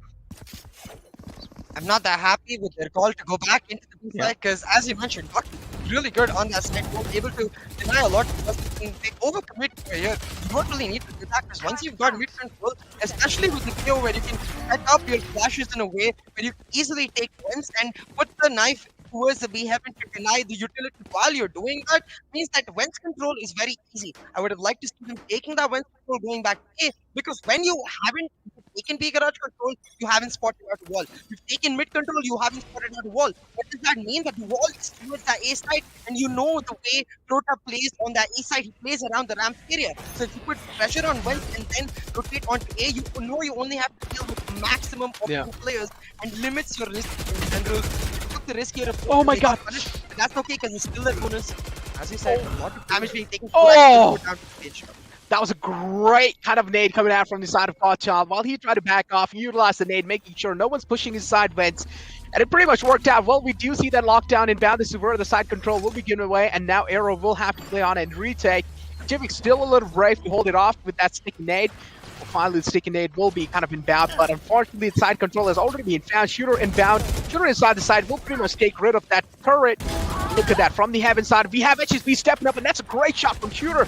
He will be denying that visual, or he will be denying any kind of info being taken out from the CT side. Now this is where he's also getting healed. A counter ability being utilized from their side. HSB though, it seems like this man is on a killing spree. He seems unstoppable for now. That was a great flash from his side, but oh no, Jivix strikes in when his team needs him the most. Now he pretty much does know there is someone playing off the roads, but he doesn't really know King's position. But he hard clears that. That is pretty brilliant coming in from the side of Jivix. Brilliant indeed, but it doesn't pick up the round. It's Exploit to pick up the round, and this time using their presence very well to facilitate the rotate and actually pick up kills. What I really like about this round is instead of hard committing 4 players to be main the way they did in the last round, they split up their approach. This time, Darky isn't able to cause the same damage he did, while he has to concentrate on 2 places at once. And because of that, even though he is able to do a bit of damage, it doesn't actually translate to the round win the way we saw it in that second round. The buy going in the favor of the side Exploit does mean that the economy in a situation, but Arrow's still able to afford the buy, so it will still be a full buy versus full buy. But this time, hard execute coming in from Team Exploit is using that knock command, the ultimate going through from the side of Team Exploit, but they get shut down by Doty. Thorax is shooting point one each, and they are into the fight, but Heaven Control is maintained by the defenders. Jivix did not need to go for the peak there. He did go for it. Soulmate takes him down, and because of that, it's completely punished. Jivix making a crucial error in that fight. Exactly, making some crucial errors. And look at this now, Storex. I mean, they already do have that side control. This is where Team Exploit is looking really promising. It's a 2-on-3 situation. Keep this thing in mind. There's also an Orbital Strike available. That means he can pretty much get it online anytime he wants. And yes, he finally does. That entire Heaven area has been consumed by the Orbital Strike. And this is where MSK had no other choice left rather than to just fully commit onto the side. And this is where he got taken out the game. Unfortunately, Godchild, the last man alive. This is what he's going to be doing. I thought maybe going for a save could be a mature choice, but instead he decided to commit and try and go for a little clutch. That was kind of a questionable decision coming out from his side. He could have actually went for a save, and that could have helped his team out in the upcoming round because now they have been forced on an eco. Yeah, exactly. And with that round, like I feel like right here, it's very well done by Cut to shut down the approach, and he gets 2 kills. The trade obviously has to come through because they're in a completely exposed position. But right there, 3v3 on the map, like they have a easy retake with B Heaven as well as the defender side spawn connected control. You do not need to go for peak there, but they do, and they get punished. You can see Thorax just feeling himself, just putting in some dance moves. All of Team Exploit feeling very, very confident about their hopes of the success. King, unfortunately, we don't get to see him. I guess he's the one facing a bit of an issue right here.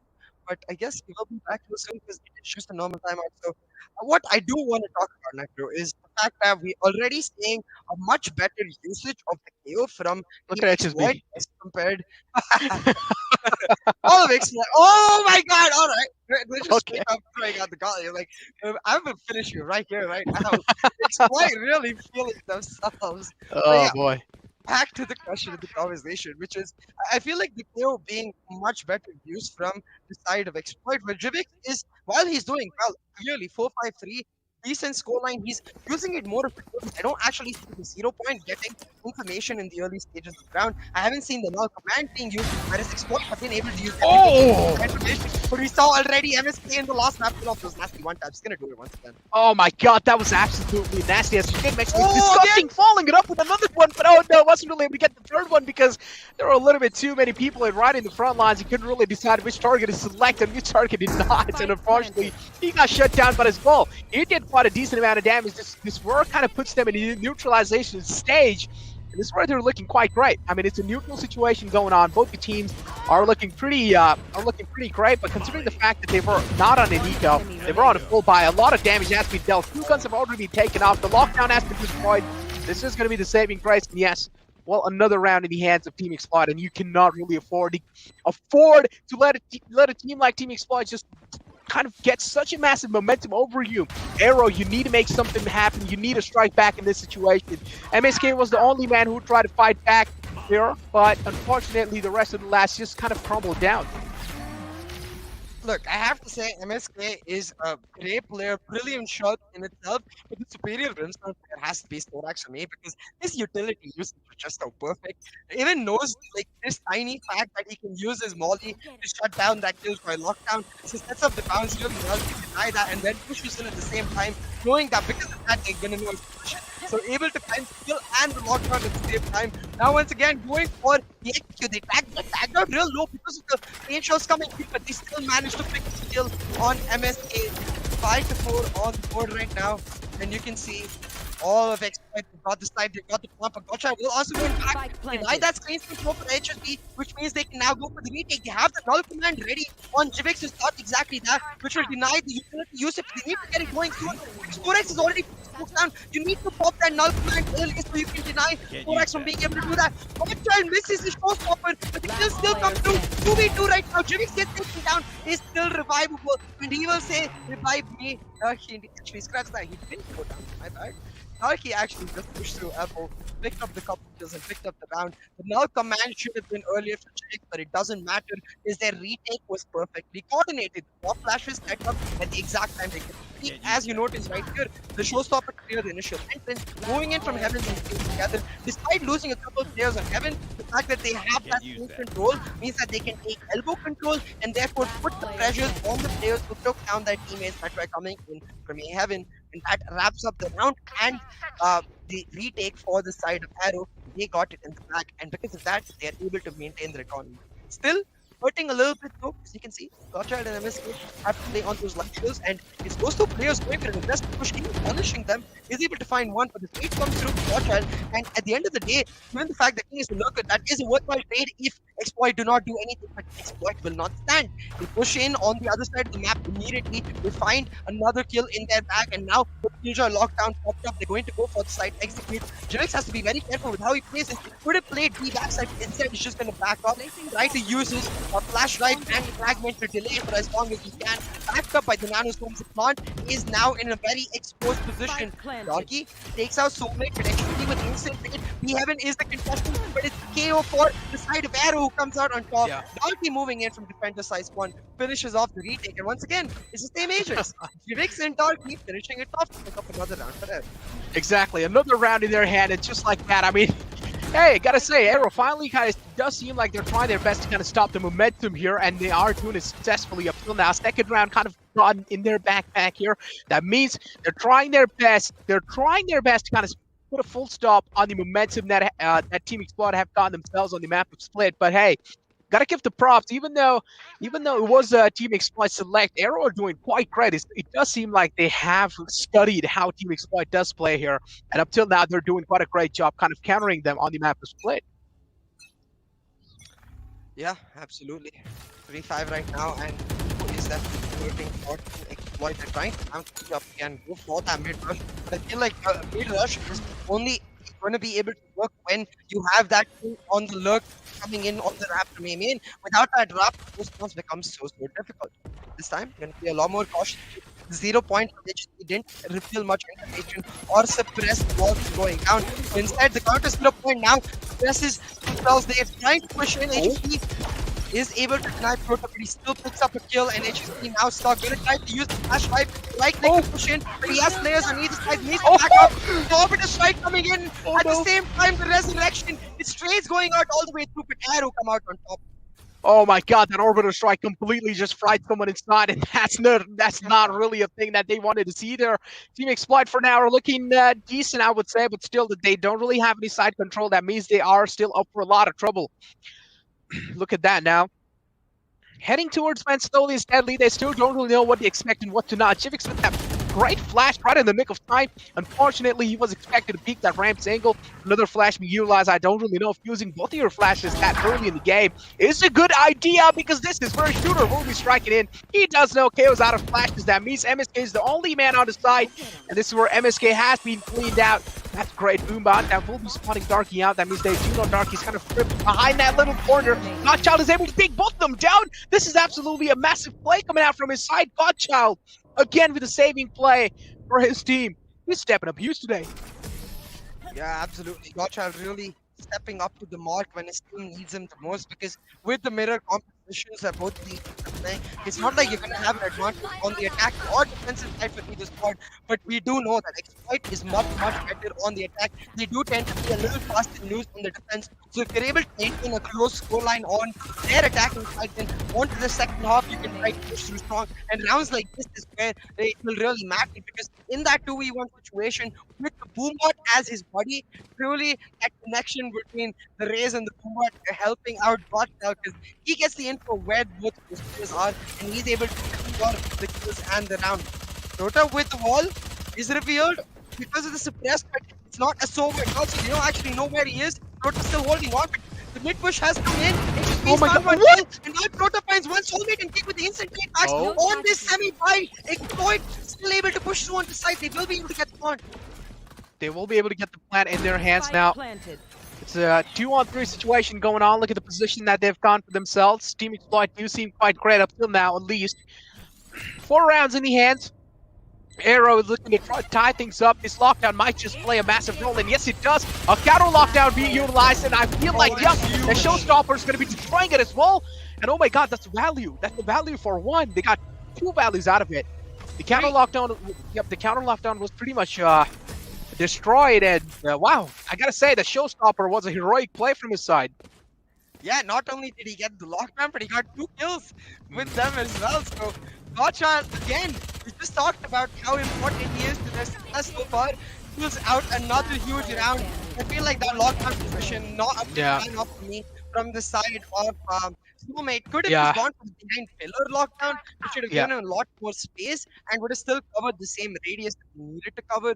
Or could have just gone for the barrage lockdown, where they can play purely on the post plants and rely on the fact that they still have that man advantage. But going for neither meant that Gotcha just had an easy approach about where he wanted to place it, and because of that, now even Stevens on the scoreboards. Exploit, realizing that they cannot keep losing such rounds when it goes down to the wire and they don't manage to get out. Now trying to change up the defaults, leaving Soulmate on the pure lurk, albeit with the spike. So this mid duo between HSB and Shooter very, very important, because they're effectively the duelists here. Their job is to clear space while the late push comes through from Storax and King. Exactly. Look at this. Team Exploit as well do have a showstopper available. That means they're probably going to be utilizing it to get an entry inside the side. That would be the most mature decision he can make happen. As you did mention the lockdown in the previous round, it did seem like kind of a desperate move being made from his side, at least to use something. He could have tried to fall back a little bit, try and play that situation out a little too safe. MSK wasn't being checked out, but finally King is there to make trades happen back and forth. Darky as well on his side trying to fight back. Godchild is a big man who is staying alive, but oh no! You do not expect that showstopper to be stopped just like that, and look at that, another orbital strike being inbound from the side of Brimstone. Unfortunately, I feel like he's not really able to convert a lot of things there. Resurrection's inbound, MSK's back on his feet, and oh no! So many desperate moves being taken by the lads of Team Exploit. I feel like they're getting a little too overconfident here. They're feeling themselves quite a lot, but I feel like maybe try and play the situation out a little safe can be the best thing you can do. But that's not what they're doing. They're making those dry peaks happen. I don't really know why. Yeah, there's no reason to go for those dry peaks or even that early strike, because you can use it instead to buy yourself time to position on the post plants on site, where then you can play on the peaks and try to hold down angle. The fact that they do this early, even though it's a 3v3, they're not actually able to fulfill the round with the side control they've got. And again, props to be given to Godchild. Picks out Shooter in the air. Shooter trying to bring the party with a big rocket. Gotcha will be like, nah. The only rockets that work around here are mine, and I will shut you down if you try to bring in any others. Gotcha really stepping up to the plate right now. And it's not about how many kills he has, it's about every single one of those kills being so damn impactful, actually resulting in rounds won. As you did mention, that was the massive thing, right? Showstopper being stopped. He plays such a massive role there, because if Gotchild wasn't really able to take him out, that means Gotchild would have been shut down.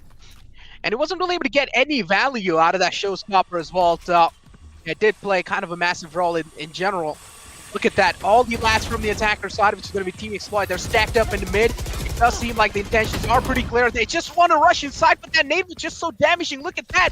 Raises down to only 19 HP. This is not looking great. They have been hold off on the bay here, and Arrow is doing quite a great job just keeping them on the base, just like always. But King and Soulmate just single-handedly dominating the entire side, but not anymore, because Soulmate's down low, and I expect him to pretty much fall down soon. But look at this. KO getting rest back up. This might just be absolutely massive, as they do see the countdown happening.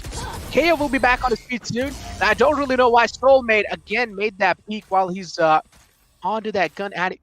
It just seems like out of nowhere now, Team Exploit are so unsynchronized. Yeah, exactly. I feel like they're not actually able to play their defaults well. They keep trying to go for the executes, but the executes are shut down perfectly because of the defaults that Arrow is bringing to the table. They have the stage always to play anchor. They have the Killjoy always to play on the other side, but they're always backed up by Vivix, who's playing that continuous rotation role.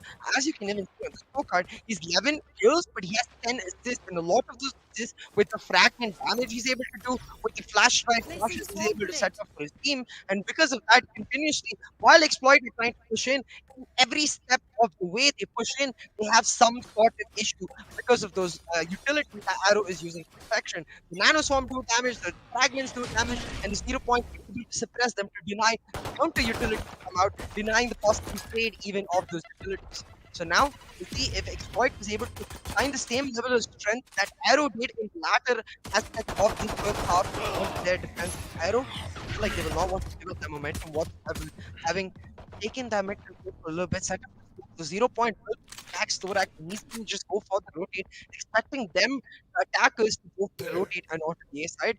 Storax, he's got the right read. Now it's just a matter of can he convert it into a round. So you did mention they do have quite a right read there. Just be the look at that. He's holding quite a cheeky angle. He needs to realize that he's not going to be finding any other info anymore. Unfortunately, wasn't even able to tank out the raise. He's going to be able to get away safely there. Still no info being revealed from any sides, and still I feel like if Team Exploit's going to be making some desperate moves happen, and even same goes with Arrow, I feel like they should approach things a little bit more cautiously. Now is where the info has been given away, and it does make sense to take those right peaks to try and stop the glance of Arrow to kind of make it inside the side. But look at that! Oh my God, Sporex! The 4K! What? No shooter. Oh my God! I mean, yeah, the ace got stolen by Shooter there, but Storax, they just lined up straight in front of him, and this man just fired it on all cylinders. I do. Oh, Remaining. look at 30 this. seconds What? Spike down. Yeah, Storax, this is just pure read for him. Like, he understood that they're likely to come on to A, and he positioned himself from A heaven into that tiny flower pot cubby, and with that cubby, able to just shut them down on the contact of his teammate King. King was like sacrificial lamb. Like, he was like, I will give you contact, Storax, you mow them down, and Shooter just coming and be like, hey, I did something too. Okay. Bye. But look at this. A really nice 0 point from the side of he reveals all 5 players, knows the attack is coming in, and his team is prepped up. No utilities to even push in. The race can't double satchel, and they get mowed down. MSK will get taken down as well. It's awesome, just one rep. I don't even think so. In the end, MSK fired a bullet out of his gun. He was just like, all right, I'm ready to die. I mean, my entire team just fell off just like that. And, well, I might as well just die with them, you know, and try and get things out a little even. So for now, I mean, Team Exploit looking quite great. Things have been evened out. This is where Arrow's lead has been shut down. And now Team Exploit on a good note. I mean, they're on a great page. This is how things started off as well, right? On the defensive half, Team Exploit is quite a great team. Gotta say that. Yeah, absolutely. Exploit. Like, we always wondered why they weren't able to show the same level of synergy on the defense, but I feel like that was primarily because they were playing with those double units. It was much harder to actually get information. Now they just be able to have a lot more information, utilizing it to perfection. Exploit on the bonus, but they get the first kill. The buy for Arrow not starting off on the right foot will mean now in a 4v5 situation, they don't have mid control. They have garage control with their Killjoy pushing in aggressively, but given the fact that B is being heavy anchored with the two most damaging utility players in the Raze and the Killjoy, the B execute is gonna be devastating for Arrow if they opt for it, but they are going to opt for it. There are a lot of damage here. I'm kind of scared for Arrow. As you did mention, it does seem like just headbutting a wall at this point. Just straight up running inside and headbutting a wall. This is what it really seems like, because they just don't have any info here. And still they're going for a B-side take. I feel like at least going for a B-side take, they should have tried their best to at least gather as much as info as possible, but they just don't have anything to work around with. Yeah, maybe the Brimstone smokes. What are they going to do up till the max? I mean, you do also see the Sage Wall inbound. Look at these days. Those smoke grenades are just buying us so much time, and this is where Shooter also peeks out in the right nick of time. He will be making work happen with Soulmate, but okay, well, that's a heroic play from MSK. This is working. It can be a saving grace, but look at the Molotov. MSK is getting fried, and yes, he does. He gets burned down to a crisp. Now it's all down to Jivix. He does kind of realize that there might be a master flank coming inbound anytime soon. And this is where Jivix needs to watch it again. Oh no, watch it again, Jivix. There is a KO right behind in the back lines. And finally, it does seem like, well, Jivix is going a little aggressive onto the CT side. Yes, he does. If he does manage to find this kill, but no, he's not going to. So I'm not going to say the words as well. Yeah, I mean, that aggressive move was honestly the best option. Either he had to push and defend the side spawn or try to take control of garage, but since he knew a player was in defend the side spawn, in a 1v2 you want to isolate the 1v2 into two separate 1v1s, and therefore he knew that King was at that defend the side spawn connected, tried to push him. That's kill for Thorax. Even though he went down, it didn't matter because he was able to take down MSK, maintain his team's position, maintain HSB's flank, and they pick up the bye win from 7-5 down now to 8-7. They've got the momentum. And the key part about all of this is going to be that if they keep winning back-to-back rounds, I don't even mind an operator on a Brimstone, to be honest, given Thorax potential, because he's going to play the anchor role on the Brimstone anyways. If you play the anchor Yeah. role on Brimstone with an operator, it gets that much more devastating because you saw how hard it is to push into a race and Killjoy together. The Killjoy's Mhm. nanostorm grenade set up to clear out two key angles, and one tiny angle left near that B backside wall was cleared out by the grenade itself. So it meant that they had to actually commit onto site, push in onto site, and Soulmate and uh, his teammate ready for that. They just chopped them down. Despite MSK's heroics, the round not coming through for the side of Arrow. Their eco is in tatters now, and they're going to have to be very careful about how to explore this. And my suggestion will only be that you have to try and take more control. Like where Team Exploit found success on the attacking side Yeah. was always when they were able to take mid control all the way up to that main room and then use that control to even rotate on and commit to a particular side of the map. Without that control, Q is not the right composition to be hard rushing because you need a breach for that.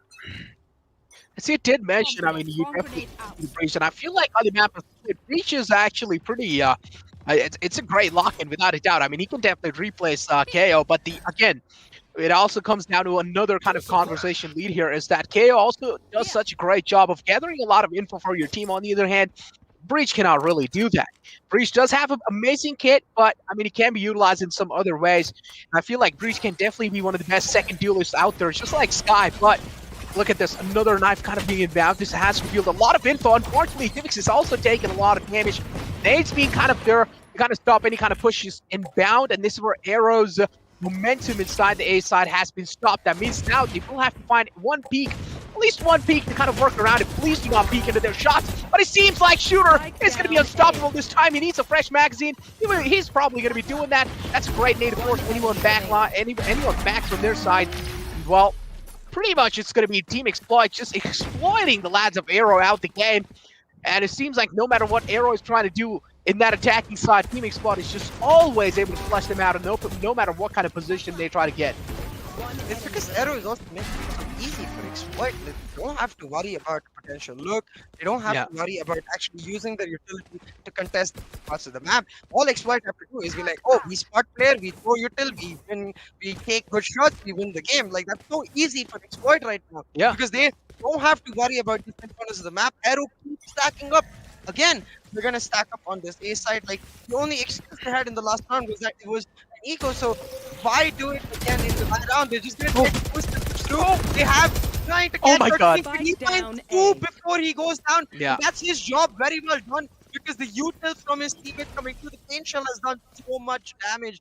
And now 4v3 on the retake with two players on arrow low. This is Yeah, as you did mention, with two players on Arrow low. This Murray Juvix, though, well, it seems like he's trying to even the man advantage out.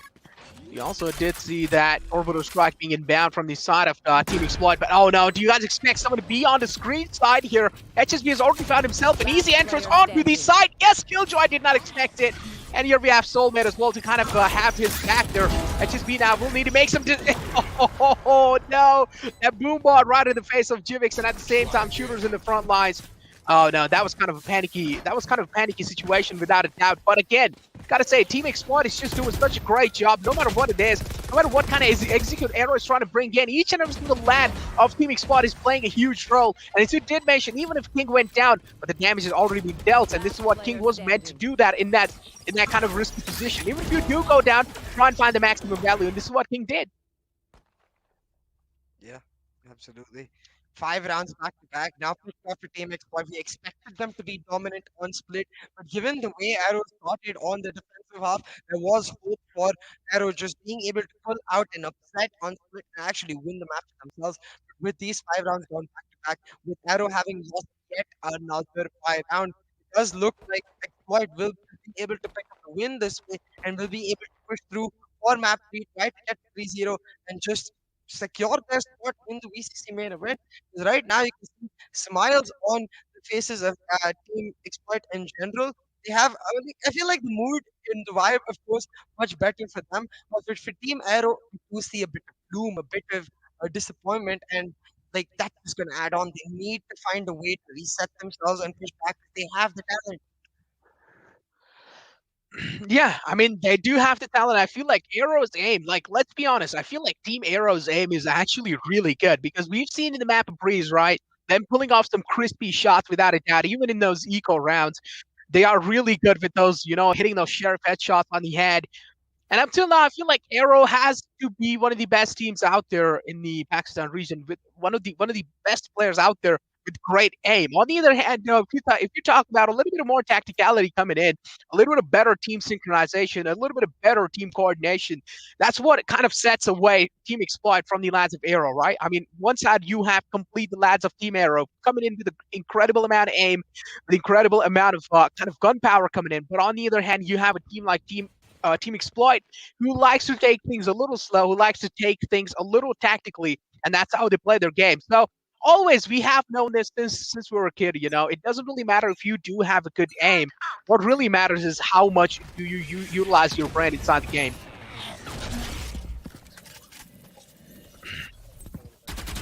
Exactly. Well, already the beam-at entrance has been found. That was a Killjoy Molotov to kind of force anyone out of that position. That's where Team Exploit is available. Now look at this. Still kind of split out. It's a 2-1-2 split going on. Two lads in the mid kind of separated up. But up till now, clearly the intentions do seem like they do want to have a B execute going in. That was a fake drop sound given away. Now they pretty much think that there is only one lad onto the B side, but that's not really the case. There's 4 lads in B main.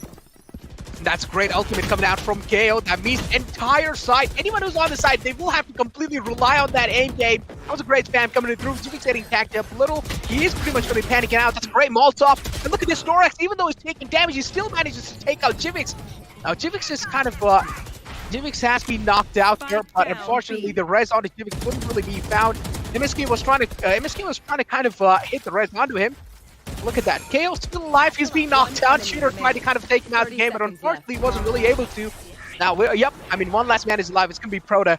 What else can he do? Shooter going to be connecting that crispy headshot right onto his skull and just getting that kill in his hands. Look at this, though.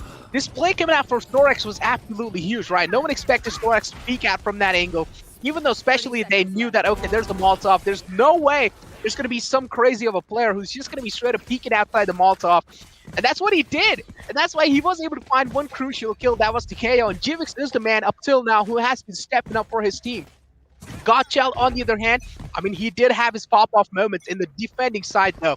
Up till now on the attacking side, it does seem like Godchild is getting shut down pretty well. And that's what they really need to do. If they do want to make their momentum happen, they do want to make the momentum shift in the game. But as I was talking about Godchild being shut down, he just comes up in a heroic play. Look at that, another tag being found onto him. Oh my god, Godchild seems like, well, I just angered him a little bit there. That was definitely Costa Curse without a doubt. Gotta say that Team Exploit is not really looking that great. Sports is there to kind of shut him down, but the damage has already been done. Look at that Proto as well, finding himself those kills with the Sheriff. Now Shooter already getting himself that 3K. This is where he lobs in that nade as well to make sure that Jivix is being forced. To make sure Jivix is being funneled onto that one side. And Shooter, though, it seems like this time Shooter has stepped finally up, and this is what I really like to see. A man like Shooter stepping himself up, getting those crucial frags happen. And especially if a man like Godchild is performing on all cylinders, you gotta make sure you're shutting him down, because Godchild, gotta say that, I mean, this man is feeling himself, at least for now, because as I did mention, the defending side, Godchild was doing quite great. But in the offense, I mean, I feel like that was the only flashy play up till now that he has managed to pull off. But again, so also get back down to scoreline. One more round needed for the lads of Team Exploit again. And it does seem like this can be pretty easy if they just keep on going the way they're going up till now. 2 lads have been suppressed completely. And look at that, info has been found. A duelist and a killjoy. This is the massive info. That means the intentions are revealed. Pretty much they know now it has to be a B execute because the lockdown was available on killjoy. Oh, the peak was too aggressive. Thorax is taken down, and Arrow mowed him down. There was no reason to Spike exploit down, the B. peak there, and they get punished heavily. No. You can see Jivix will find another, and now the plant will go down. The sole member left is Soulmate, and his position revealed as well as he gets suppressed. He's gonna have to back off, a lot of utility thrown in his face. Finally, Arrow will be able to pick up their first round on the attacking side because the last 7 have gone through in the favor of Exploit. I think the smartest move right now for Soulmate would be to just try to find as many exit frags as he can, because the retake itself impossible given that it's an open plant. He's trying to do that, but the turret not revealing anything, which means he will just back up, check the wrap, and go for the save. As you did mention, going for the save is probably the best thing you can do. No, don't commit like that. Well, I mean, yeah, they just need one more round in their backpack to actually make any kind of things happen there. So that's why they're probably going for You should run. a full commit. But again, a save could be the better choice. Yeah, and this peak right here, I really like the initial 0 point from HSB to get that information, because there's no way to break that. Because of that, knows that they're pushing in. But instantly, what I don't like is they try to contest the lockdown. You can just back up. You have your own lockdown. You have your null command to push through easy on the retake. They even had the orbital strike, so the retake would have been so damn easy for them. But they tried to contest it right then and there. And this little bit of aggressiveness is what always ends up getting punished from Team Exploit.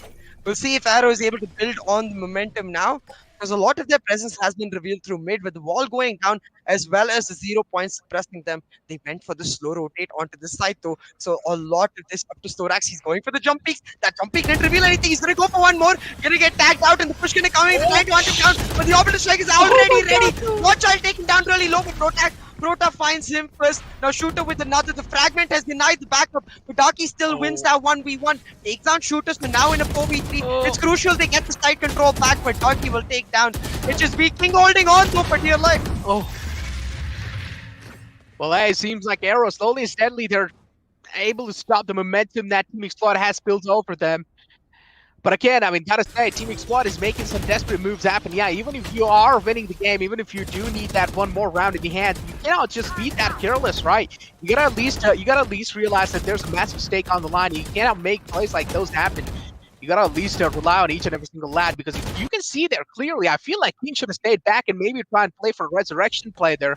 But again, he wasn't really the one to stay back. He was actually the one to go inside. He did manage to find himself those 2 kills. This is where the opening was being found. This is where they were looking really great. Unfortunately, he wasn't really able to convert it into another one. This is where his teammates should have came into play, but unfortunately, they didn't really come into play there. Shooter already opening the game off with 1 kill for himself. That's a massive takedown. That means the smokes on the attacking side are no more, and this can play a massive role in the game. That means if they do want to make an A take happen, or if they do want to make a B take happen, that means the heaven angle will be completely exposed. Resurrection back online. Arrow did realize they need to get the Brimstone back online there, but unfortunately, look at Team Exploit just peeking out in the right nick of time, and again getting those trades happen back and forth. 5v3 now as Exploit look to secure map 2 for themselves. Mid control has been gained with a lot of utility being invested for Arrow. Their presence already detected. All of the 3 remaining players detected by HSB means he's gonna get the call back right off. Give them mid. We've set up the crossfires for A and B and let them just walk in and die. That's exactly what's gonna happen, because now Shooter detects their presence, and King trying to go for the peak is denied by the wall. So a key wall coming in for Prota finds the kill as well. Now gonna go in. It's important to take down Storax and King, but Storax finds one. 1-for-1 trade goes down, and now 3v2. The spike has been dropped, and the lockdown is ready for Exploit to push through on the retake. All they need to do is wait for the defuse to be heard, but they do not have the patience. That they do not care. King will find that kill onto Prota. The nano swarms will deny the plant. The lockdown is there, and Darky will get taken down. Oh, no. HSB to finish it off as Team Exploit take a 2-0 lead in this best of 5 series. Storax is dancing it all the way through to the finish line. Yeah, I mean, understandable. Storax. Oh boy, Storax, man. Well, we do like to see some of those good moments happen in the game, you know, because it was quite a competitive and a fierce game without a doubt. And seeing those kind of moments just kind of put a smile even on our face and even on the viewer's face, without a doubt. But yeah, getting our heads back in the game. In the end, it did seem like I mean, the lads of Team Exploit were, just not really taking that competition a little too serious. It did seem like on those retakes they were being a little desperate. But again, what do you think, so? What kind of mistakes are being made from the lads of Aero rather than just relying heavily on those aim and those individual plays? I really feel like, on the other hand, though, Shooter, I mean, he had more than, I think he had 30 kills or something in the end of the day, or Yeah. probably more than that. I mean, yeah, he definitely did pop off. But I feel like, on the other hand, if you focus on the lads of Era, they heavily do rely on their aim game, and they heavily do rely on their kind of individual plays. So, do you have any kind of words for them? All I have to say is that I feel like they were not ready for the KO at all because we didn't get to see proper lineups at the zero Yeah, point. While their fragment usage was good, the flash drives weren't really setting up the team. Where on the other side, you can see always HSB when he was setting up his flash drives, his team was there to go for the peaks with him, which meant that they're always getting extra value. And it didn't feel like Arrow actually played this badly. It just felt like that KO difference really came through. And of course, Shooter just playing phenomenally, picking up frag after frag, going for those initial engagements. Having said that, that's another point, right? Well, you know that Exploit is going to continuously contest you. Exploit is not going to be a team that gives up the site and is willing to play for the retake. You can just try to play a little more cautiously as Arrow. mm, You can try to look for a lot more lurks because if they're predicting that you always the side of Exploit is going to contest you on site, which means there is going to be one part of the map left completely open, completely exposed. So if you play on the lurks and the rotations, you get a lot more value. And it felt like while Exploit continued making mistakes, Arrow just never tried to take advantage of them. yeah, it did. It did really seem like Arrow just really didn't take any kind of advantage. Yeah, in the end rounds, it did seem like, when they realized, oh, there's only one more round left for Team Exploit to actually get, and then in the end, they started kind of punishing the lads of Exploit for making those mistakes happen. But yeah, again, I mean, it's like, I feel like the main problem here, as you did mention, they're not really able to read out those mistakes, right, in the time. Yeah. And this is the main problem here. If you're just not really able to read out the mistakes, if you're really not just able to find what kind of mistakes your opponent is making, that means your read game on inside the kind of enemy team, inside the game, is really weak. Now, what this means is that you need to kind of develop that skill inside you to kind of read opponent's team. How do they think? How do they play in the first few rounds? It's fine if the first few rounds kind of slip away. It's completely fine.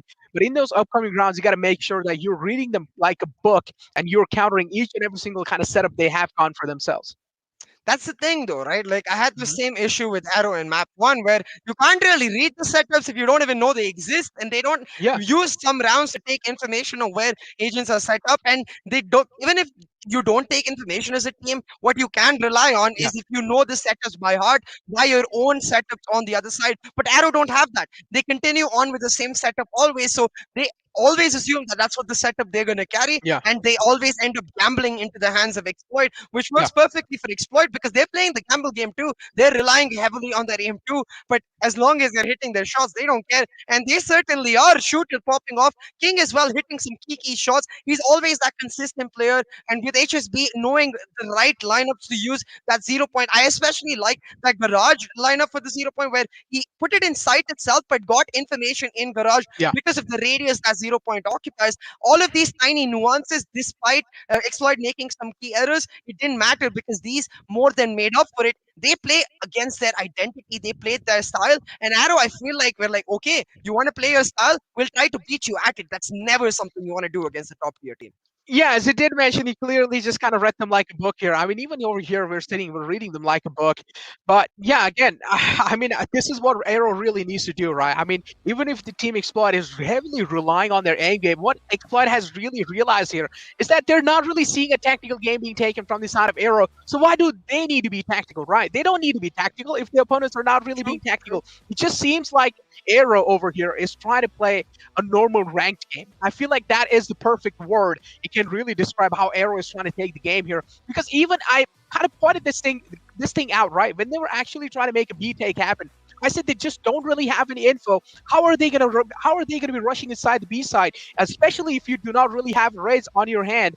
And especially even if you don't really have any info, what kind of defaults they have, I feel like just rushing inside a side is just like getting your head first into the wall. Yeah, exactly. Like the lack of info was Yeah. astounding for the side of Team Arrow. And I guess the key advice I will give is either If you're gonna play this style, just pick up the breach. He's so damn good at enabling this play style. You just flash, flash, flash, enter the site, and you plot. Yeah. You play on the Sage KJ Prosper. It's very simple. It's not even that like it's simple and it's bad because that's usually what that means. It's really, really, really good. I Yeah. feel like breach is almost better than the KO. It just depends on the style of execution, and we've talked about this a lot. Mhm. That there is no necessary good composition on split. There's multiple compositions that can work in good ways depending on the style of the team and the execution they bring to the table.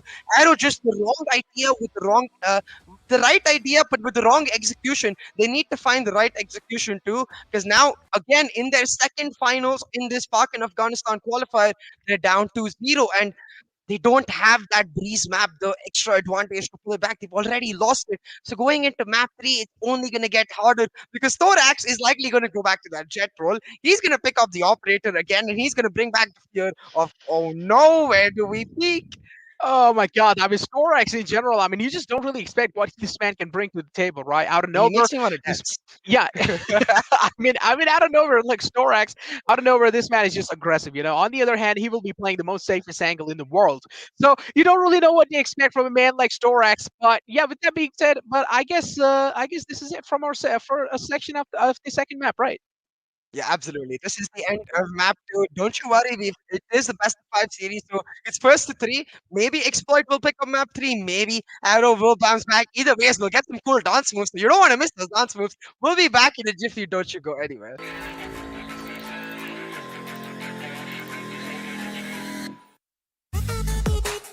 The power of steel. Get your mark on. Get your mark on. The strength of metal. Get your mark on. Get your mark on. Go. Get your mark on. Get your mark on. The new Classic Mark III. Get your mark on.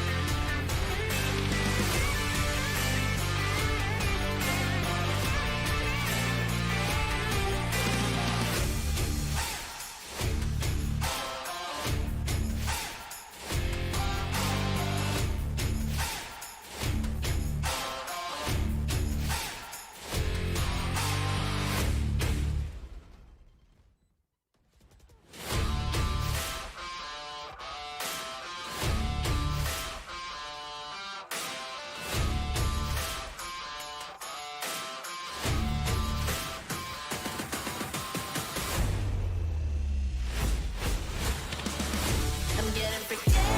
Yeah, I'ma bring the crazy. Get that freaky, freaky on. 신경보다 같이 freaky. Yeah, I'ma bring the crazy. Get that freaky, freaky on. 신경보다 같이.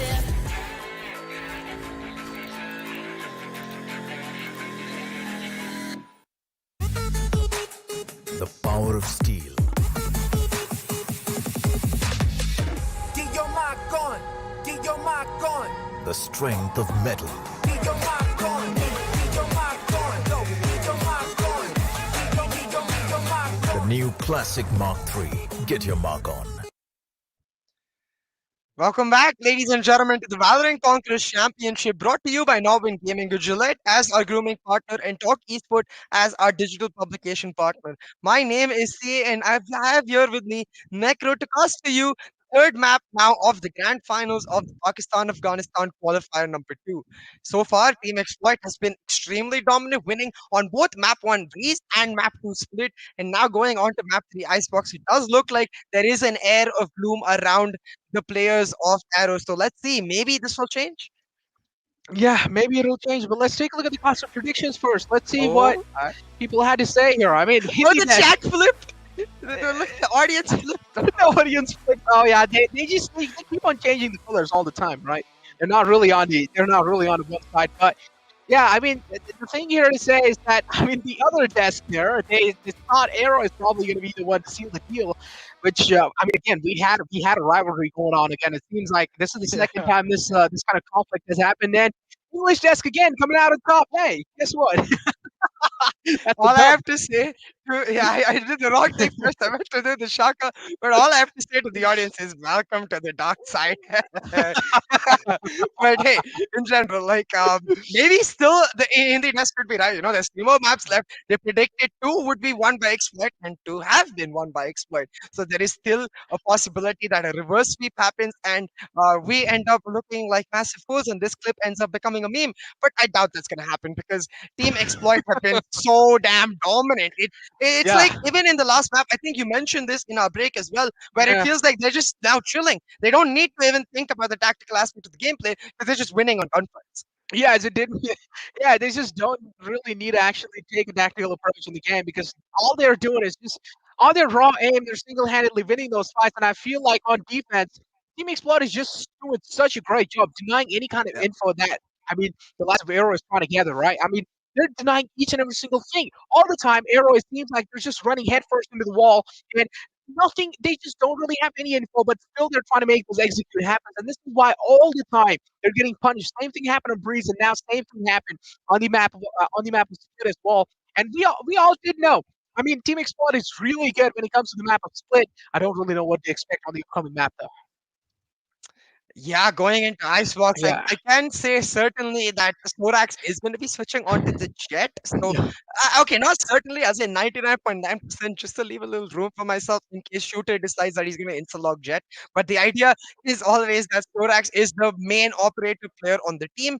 So, he's going to pick up the Jet on the operator maps. We talked about this with him in the interview we did before the qualifier one, where he mentioned that his team generally likes to play the with when they need the operator, he picks up the jet because the jet operator, of course, is a love duo that is way better than Twilight. Like I do not recommend Twilight, guys.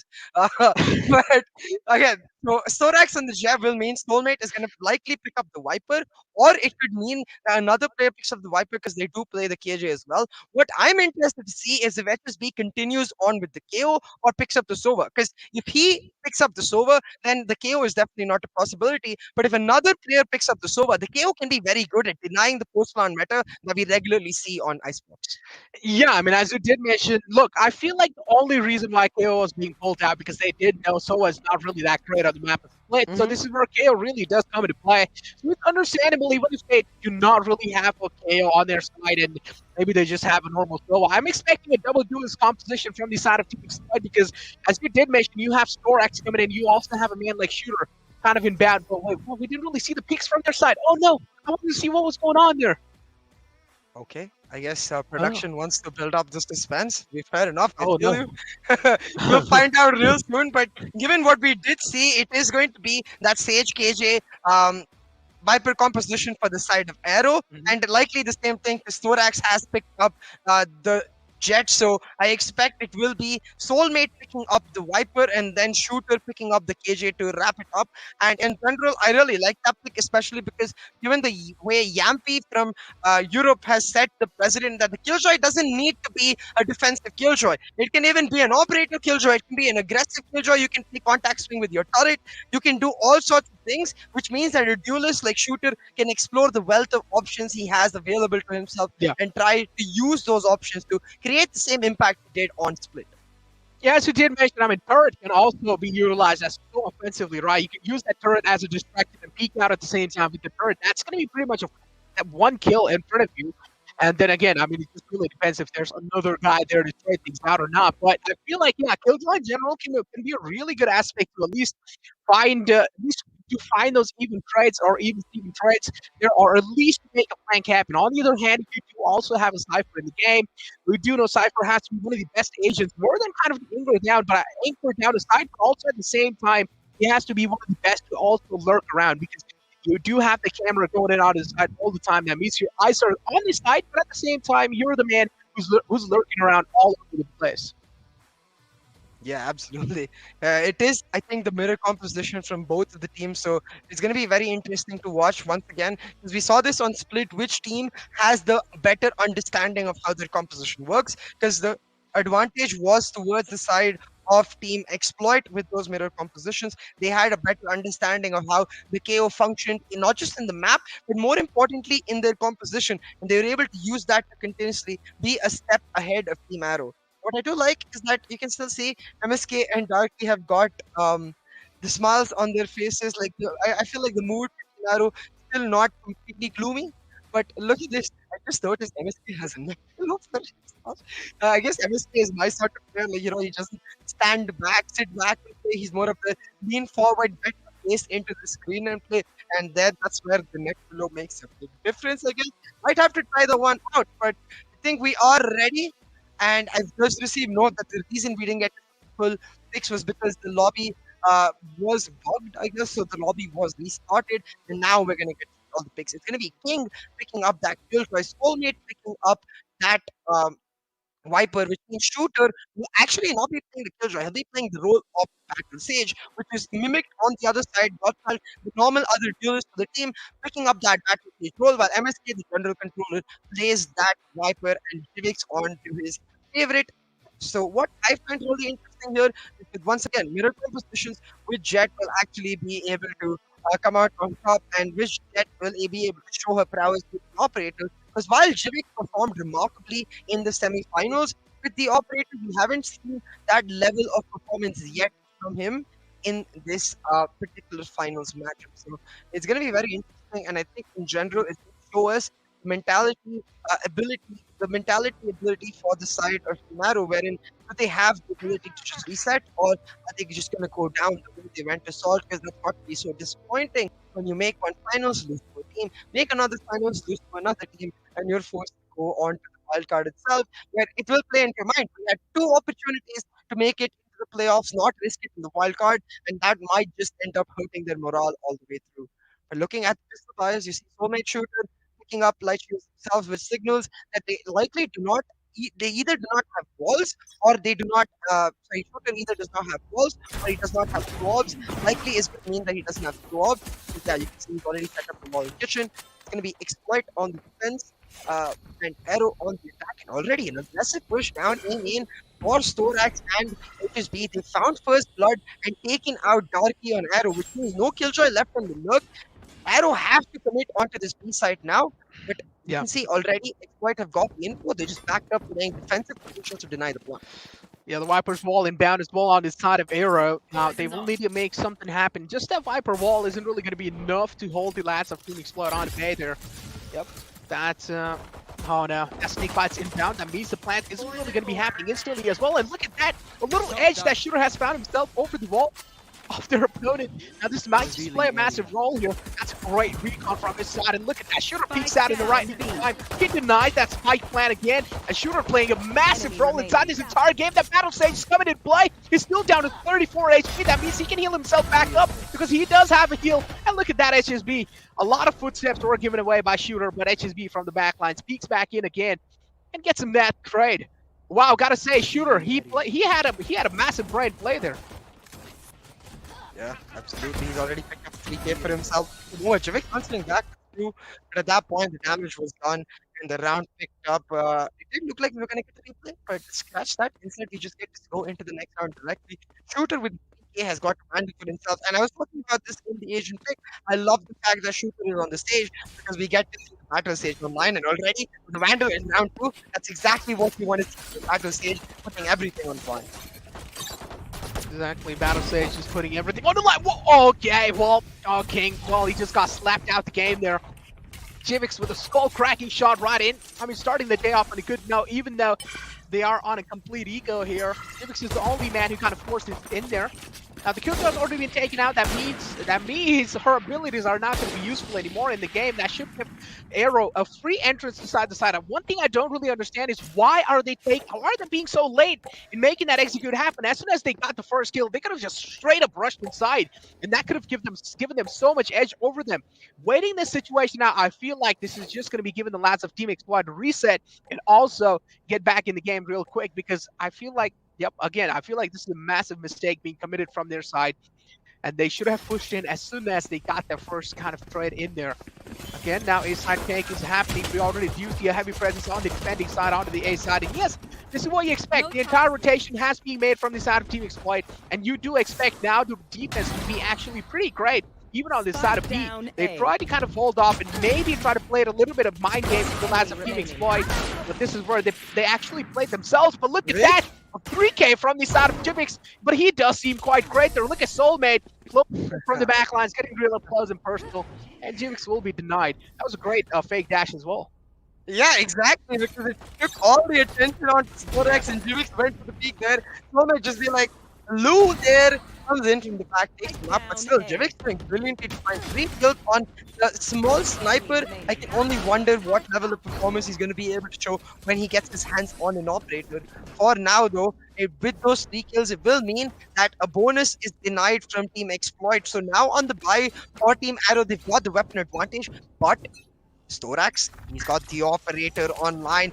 He's going aggressive with a peek onto belt. Will get spotted out by the turret and will have to just back on right down. Gonna reposition himself into pipes, but now given the presence shown towards B, I think Storax gonna rotate himself, go play that B anchor from that snowman position.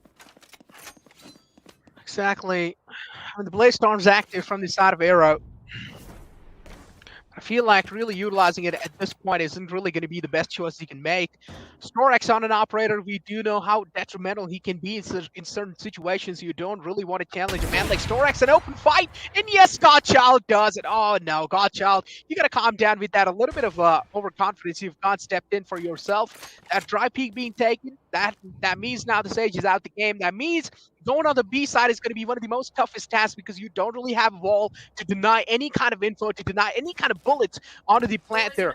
This is going to be playing a massive role. I feel like going for a B side is going to be a complete suicide. Yeah, absolutely. Because you can see already the snake bites are ready. They're trying to land the Panther. Storax is taking plenty of damage.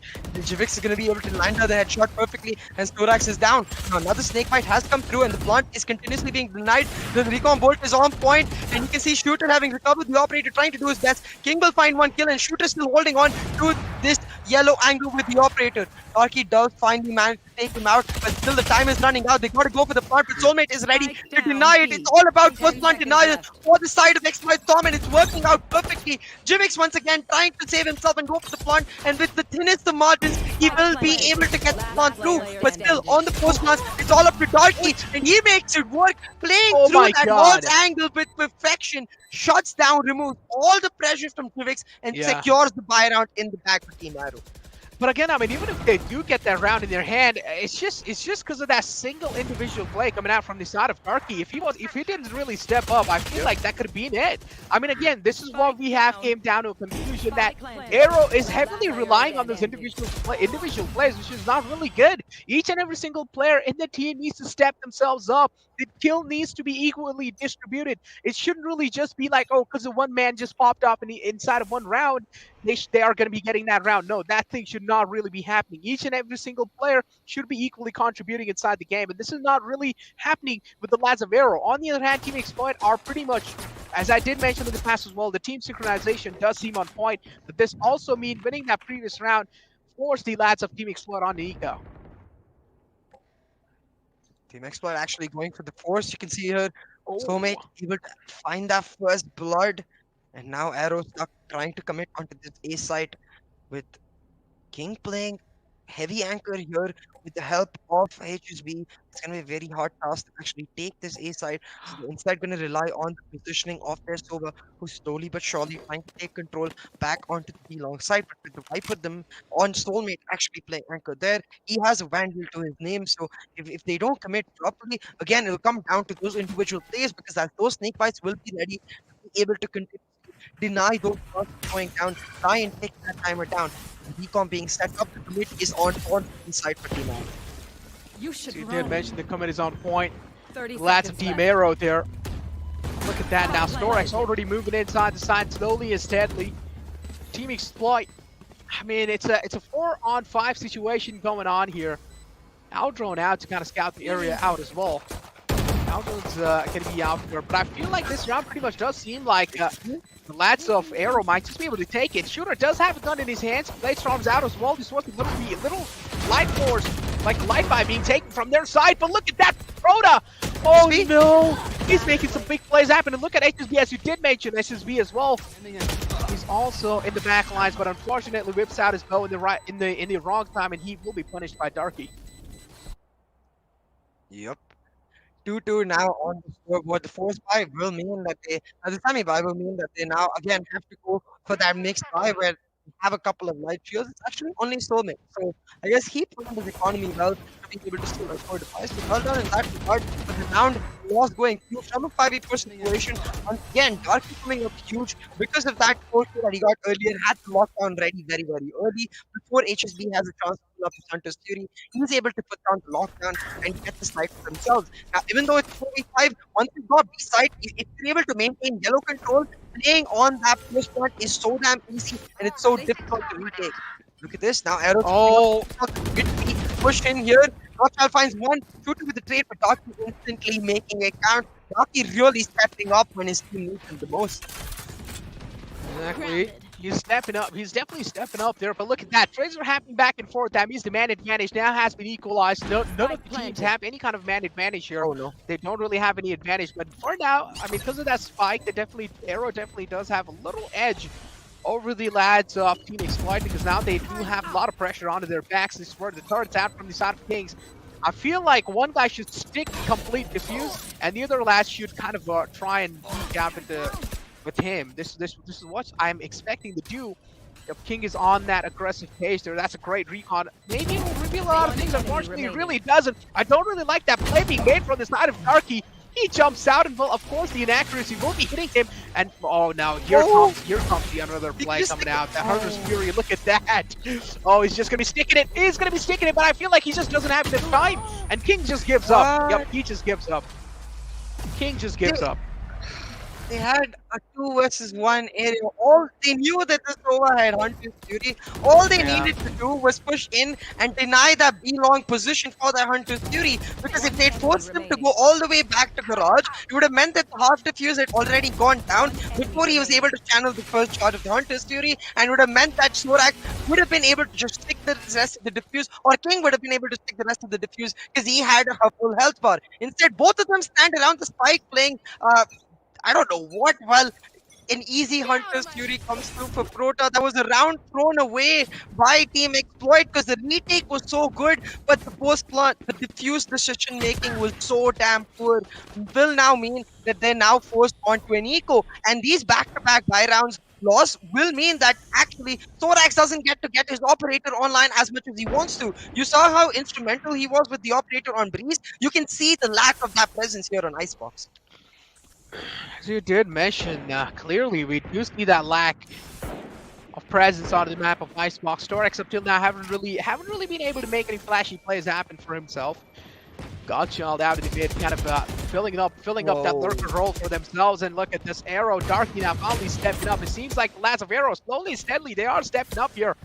There's a massive chance that they might just be able to get momentum back into their favor. And yep, this is what they're doing. Unfortunately, lads of Team Exploit were on an eco, but just one more unfortunate thing happened there is that the Jet had her Bladestorm out from the side of Arrow, and she didn't even use a single blade there. Yeah. Just a series of unfortunate circumstances for Exploit, and Arrow exploiting it to the core.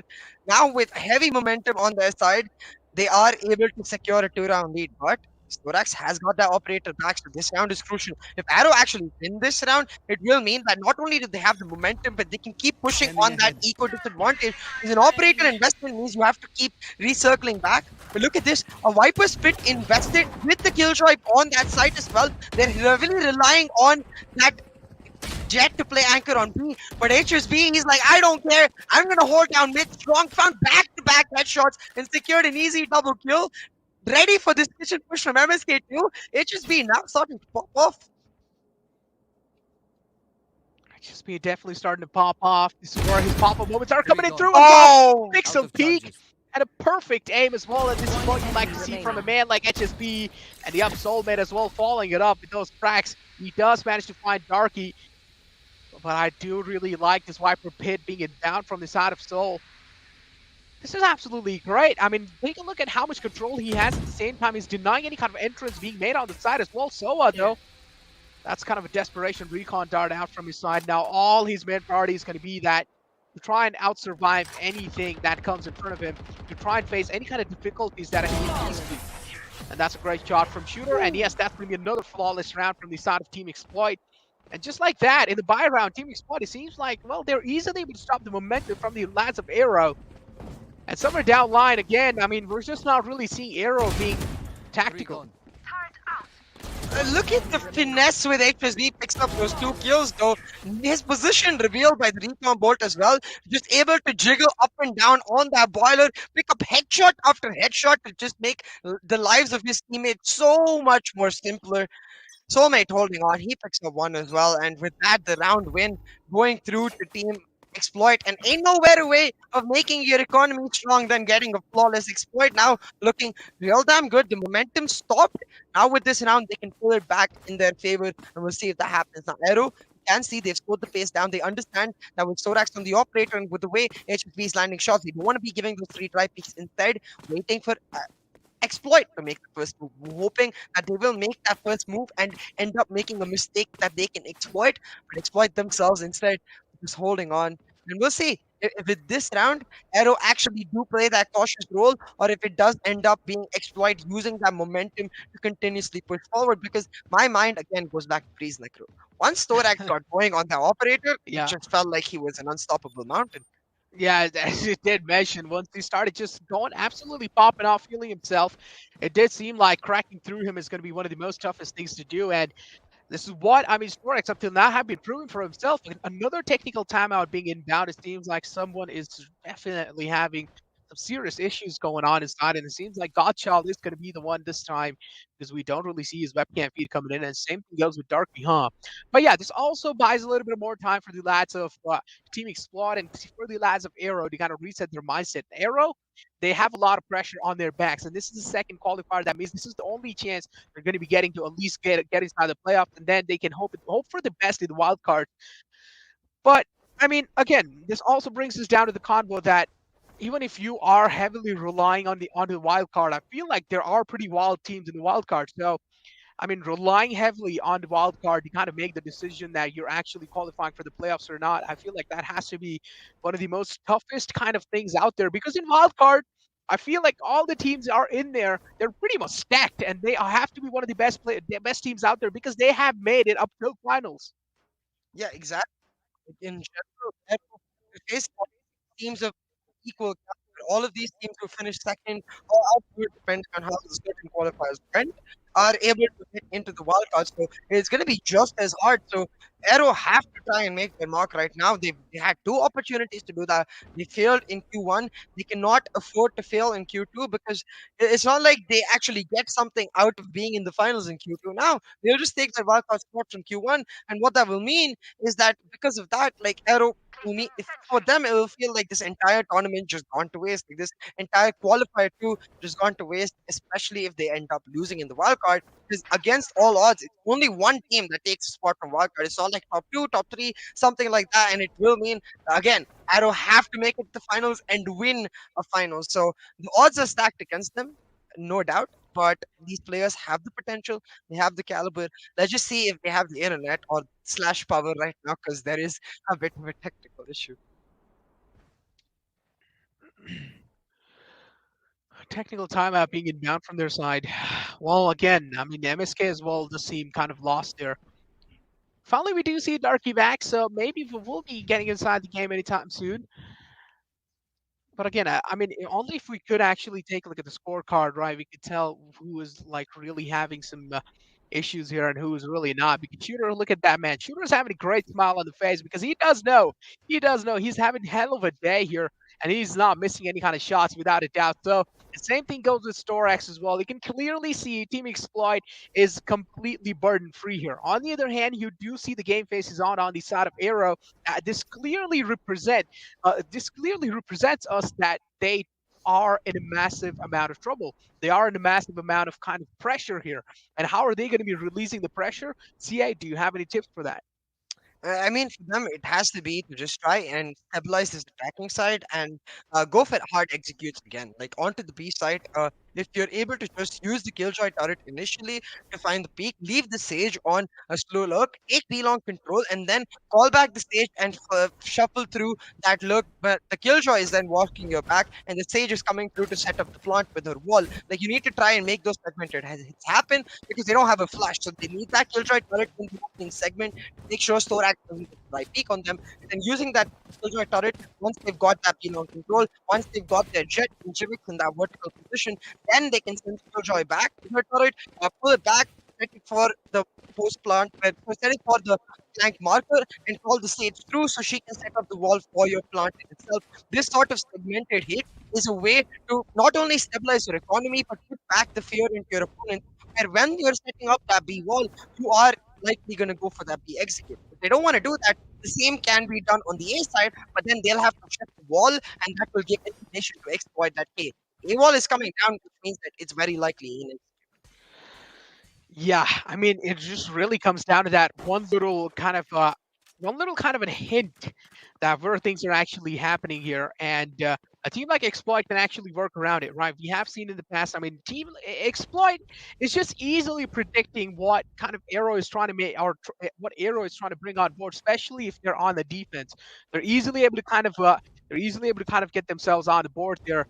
And something really needs to be done here. Something serious changes needs to be done. Some kind of a secret card needs to be pulled out of their sleeves. If that's not really happening, then I don't really know what's going to be the saving grace for the lads of Arrow, because you can't just individually rely on aim in the game of Valorant, right? That's why you do have those abilities to come in. That's why abilities are there. They are, a matter of fact, one of the most important things to do. Arrow is trying their best to take that tactical approach in the game, but up till now, they haven't really been successfully able to do so. Yeah, absolutely. Technical issues on the back end of the game.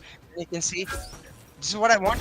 To take B-long control while you leave your switch and KJ back and then go push in. They end up losing one player, but the instant trade does mean it's a 3-4 situation. But the long control maintained, Thorax just so good with the flicks. Takes down MSK.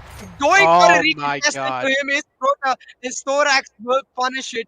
The disappointment clear in Nectar's voice as well. There's no need. Oh my god, what? Again! Oh my god. Yeah, I feel like we need a moment of silence there, without a doubt. You know what, Sia? Let's just give them a little bit of moment of silence while Storax is just creating himself an highlight clip. Moment of silence. Oh, okay. Finally, he does misses a shot, and now he has been punished here. It's down to 1 HP, but the Sage is there to kind of back him up there for a little bit.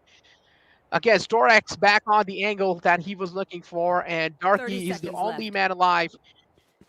And again, as I was saying, they're over and over challenging the lads of Team Exploit on their ego, on their aim game, and you can't really do that. So many dry peaks happening one after the other. You need to make something unique happen. You can't just play this game as if a normal game here. You have abilities for a reason. And if you're just not really going to be utilizing those, of course you will be punished. Look at this, the Swiper peak as well was completely dry. Then Sola doing the same mistake as the Viper did. I don't understand why. Please do something here. If you're going to be playing the game that you're playing right now, Team Exploit is going to be easily sweeping you out the competition.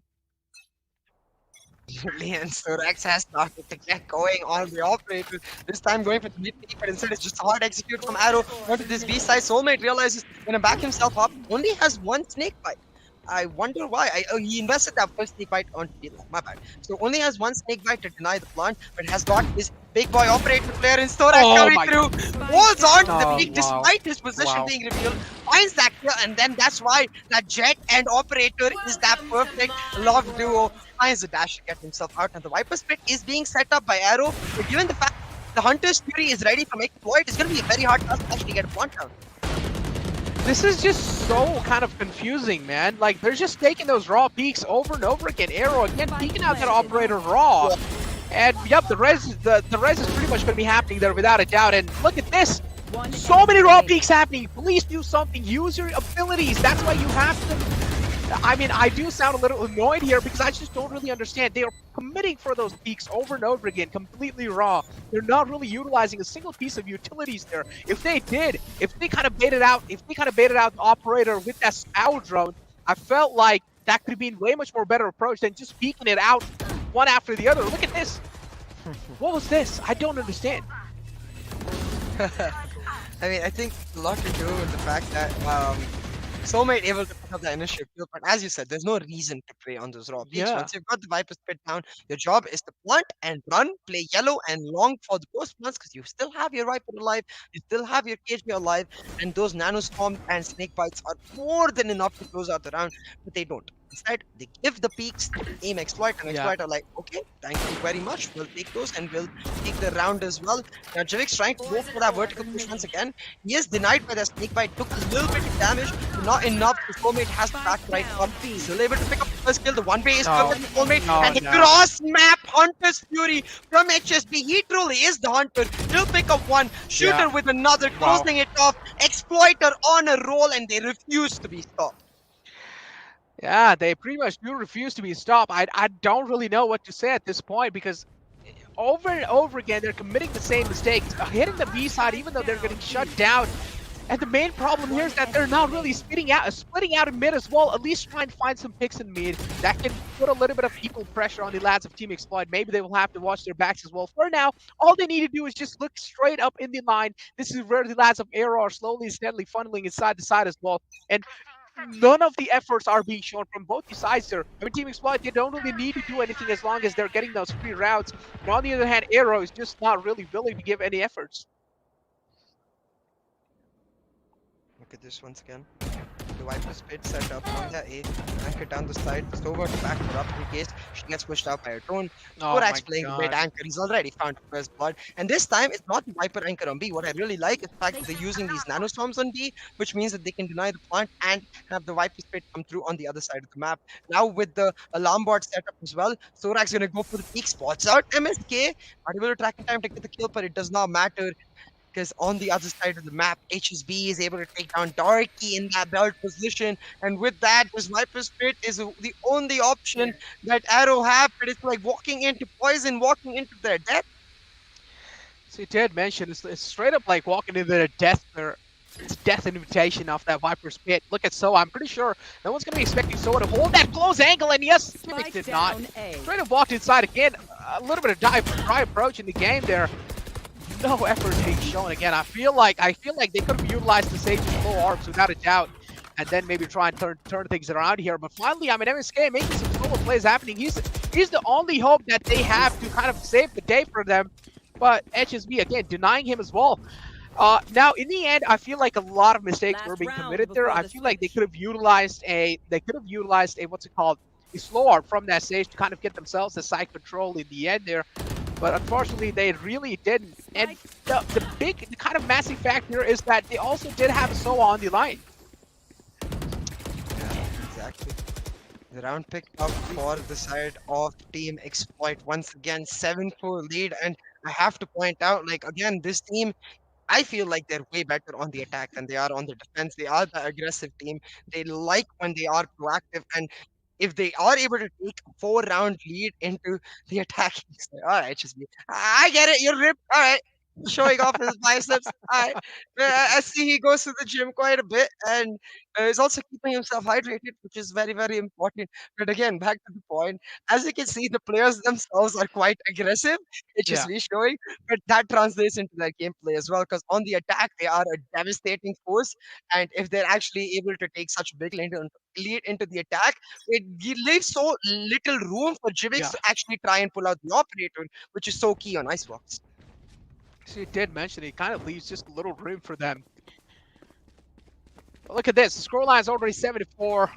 Things are looking quite shaky for the lads of Aero. just seems like on the side of Arrow, it just doesn't really seem like a lot of efforts are being put into execution. There's just, even if they're trying to hit the B side, all they're trying to do here is just that Viper wall coming in, and then maybe if they're able to get inside, deep inside the side, then you do have that Sage wall kind of there to kind of support it. But nothing apart from that. Pretty much casual approach as always. Trades did happen back and forth, but look at this Hunter Fury. It's going to be playing a massive role. There's Thorax. There's a massive chance that he might be taken out, but unfortunately, he missed all the 3 charges. And this is where Thorax is pretty much feeling confident, but Jimmy is there in the close lines. No one expected him to be there, and that's great double peek from their side. This is what I'm saying. Team Exploit, these small little things just completely separate them from the lads of Arrow. And this is, even though small little things do matter, we were talking about these things right in the past. Those small things do make a lot of changes to happen, and this is what Team Exploit is really relying on. Even if they're heavily relying on that gunplay, they're also relying on heavily on those little bit of common sense, and at the same time a little bit more mechanism. Switching Yeah, I sides. guess just the idea of understanding the logic of how their composition functions very, Yeah. very well. Spike The down defaults A. are unimplementable because of the fact that Arrow hasn't really created conditioning. Like, the whole point of playing the Viper on this map is you play conditioning. If you're just going to play execute back and forth, just play the Omen. You have much more flexible Enemy smokes. remaining. You don't really need that long ass Viper wall. You can use the Omen smokes to set up, to deny the angles you specifically want, read into the opponent's strategy, and then set them up in a different angle. Even you can't do that with the Viper wall. You have to keep going back for a similar Viper wall, and if you keep doing that, then and not conditioning your opponents to fear a particular strategy or even fear a lurk, there's no point, there's no value from that Viper being in this composition, especially because they don't even play on the post plan. So right now, Exploit, I guess they're going to try to show them how it's done. Going for that aggressive A wall, they've revealed their intentions and trying to push in. This wall is so good from Prota. Gotcha, trying to just hold on. He's able to find one, and Prota with another. He goes straight back to a 2v3 advantage in favor of Arrow. Prota, oh, Oh my god. That's a crispy shot from HSB there. Try to make some things happen, but it seems like not this time. He gets denied instantly. Well, I mean, already starting the second half on a good note, but I mean, again, the question remains, is that going to be enough to secure them the future rounds as well? Is that going to be enough to stop the momentum that Team Exploit has built over them? These questions are still unanswered because Team Arrow, up till now, they haven't really looked promising. Yeah, in the first map, yeah, they definitely did on the map of Breeze in the starting phases, but then later on, it all just started coming downhill. Yeah, exactly. So we'll see. They are able to fight back because now another Viper wall is going to be a mid-aggressive push on their eco by Team Exploit. Real Viper Econ, the Zorax still trying to go in. That's taken down by Dark. Well, they're getting burned down. They're getting shot down. MSK will find another, and Soulmate barely has any HP. Rivix just coming in with the martial shots. It's Darky to find the triple, and now it is in an impossible situation. Tries to take MSK out, taking a little bit of damage from MSK, getting out with his life. Jivix gonna come through on the backup and secure a flawless round for Arrow. This is what they needed, because now with this flawless round, not only do they get the bonus, but because of the bonus, they have a guaranteed operator likely to come through on the subsequent round after the bonus for Jivix. Exactly, that 3K from Darky, though, that was kind of a massive play coming out from his side. But again, I mean, Team Exploit was just on an eco. Now the upcoming round is going to be the massive kind of decider of the fate here, because Team Exploit now, they have full buys. On the other hand, if you take a look at Arrow, they only have Spectres. I don't really know how to approach this one. That means at least Team Exploit, or at least Arrow, will have to get real up close and personal to the lads of Team Exploit, and this is what they're doing up till now. MSK has managed to do that, and look at that, he managed to find Jet, but oh no, unfortunately he gets tagged in, and this is not really what you want. That was a great recon dart from the solo HSB there, kind of trying to trade, trying to trade things out there.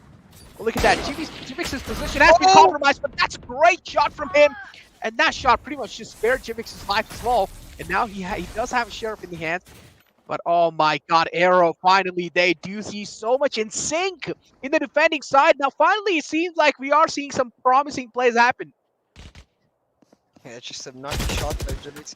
King last man standing, does take down Gotcha, but doesn't have the spike himself. So he's gonna have to win 1v2 right here. Needs to try and isolate the 1v2 into 2. Oh my 1v1, god. exactly that. And Arrow shouldn't Oh be giving him no. this opportunity. This was Hide. the potential to to take in this round and win the bonus rather than just lose the bonus. Now King versus Prota. King not checking the right angle, but Prota misses a couple of key shots. Now King gonna go for 30 the Prota, seconds knows left. that the spike is towards that belong area and try to get himself through towards that pickup because he knows that he's running out of time. King now playing it very, very slow. Able to take belong control, but doesn't have the time. He needs to move it fast. Prota is starting to come back through. Prota still doesn't have his eyes on the spike, but he's just trying to play 10 to seconds deny the left. spike plan, not on the spike itself. King instead going for the quick spike plan. Prota doesn't peek. Mind games are strong. Prota knows. Now going for the peek. Prota is not able to actually stop it. King still has the opportunity to go for a 1v1. And he gets an insane 1v3 clutch. Give him the crown. He certainly is the king. CA, like, at this point, there were so many mistakes being made from the side of Aero. So many mistakes. In the start, it looked really great. But then they just committed mistakes after mistakes. Jivix, why do you need to separate from your lad, especially if you do know you have the spike control at the same time? You do know it's only that one last man alive. You could have just stayed with each other. Jivix, you don't really need to separate out again. Heavily relying on their aim game there. In the start, they look promising, but again, they just came, it just came downhill out of nowhere. And now Jivix, I mean, at least he's starting the day off on a good note. At least he finds himself an opening, but let's just see where it really takes it. Killjoy lockdown now set up. An aggressive A execute on the cards to exploit, but all Arrow really have to do here is back up, play heavy on the retake because they have a man advantage already, and more importantly, they have the flank set up for the side of that Viper coming in through. Now the plant will go down, the nano swarms have set up, and the alarm bot on Sandwich as well means that they can delay, but it's really all about Thorax. How much pressure he's able to create in this position will decide how this round goes. You did mention it. Well, it's going to be kind of the deciding race here. Look at that, HSB already stepping up, getting himself those 2Ks. Arrow trying to kind of minimize things out here, trying to trade things out, but it seems like, well, the force of Team Explode is just looking really strong. It's all down to that one last man alive, and it's going to be that Killjoy. Look at those swamp grenades. Oh no, it's just being triggered back and forth. But the main problem here is that King is down only 11 HP. This is where King needs to spam in. Oh no, spam! This is what he does. But look at that! More than enough. Oh my god, yep, it's more than enough. He manages to clutch another round, and Arrow just crumbled down again. I feel like this is where they will be forced on an eco. Yeah, absolutely.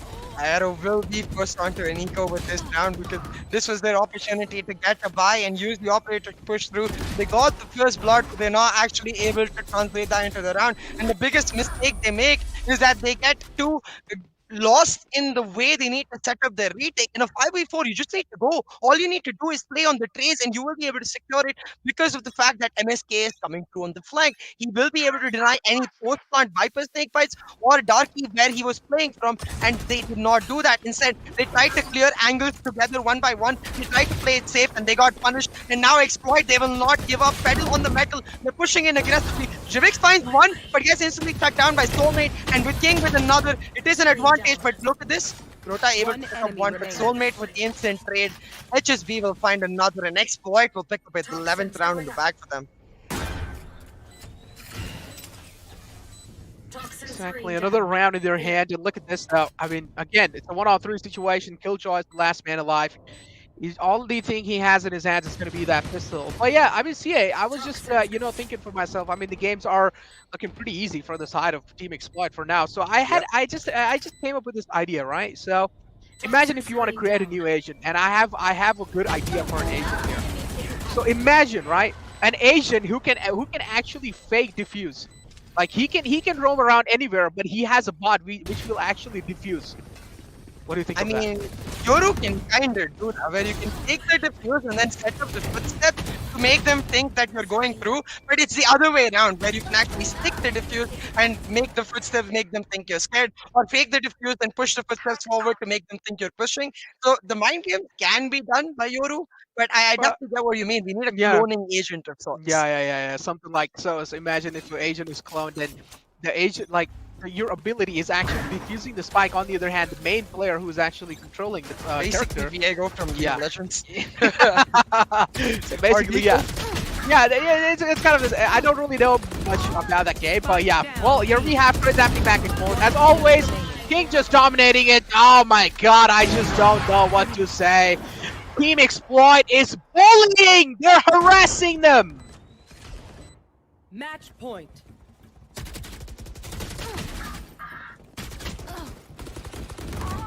Spike down B. One enemy remaining.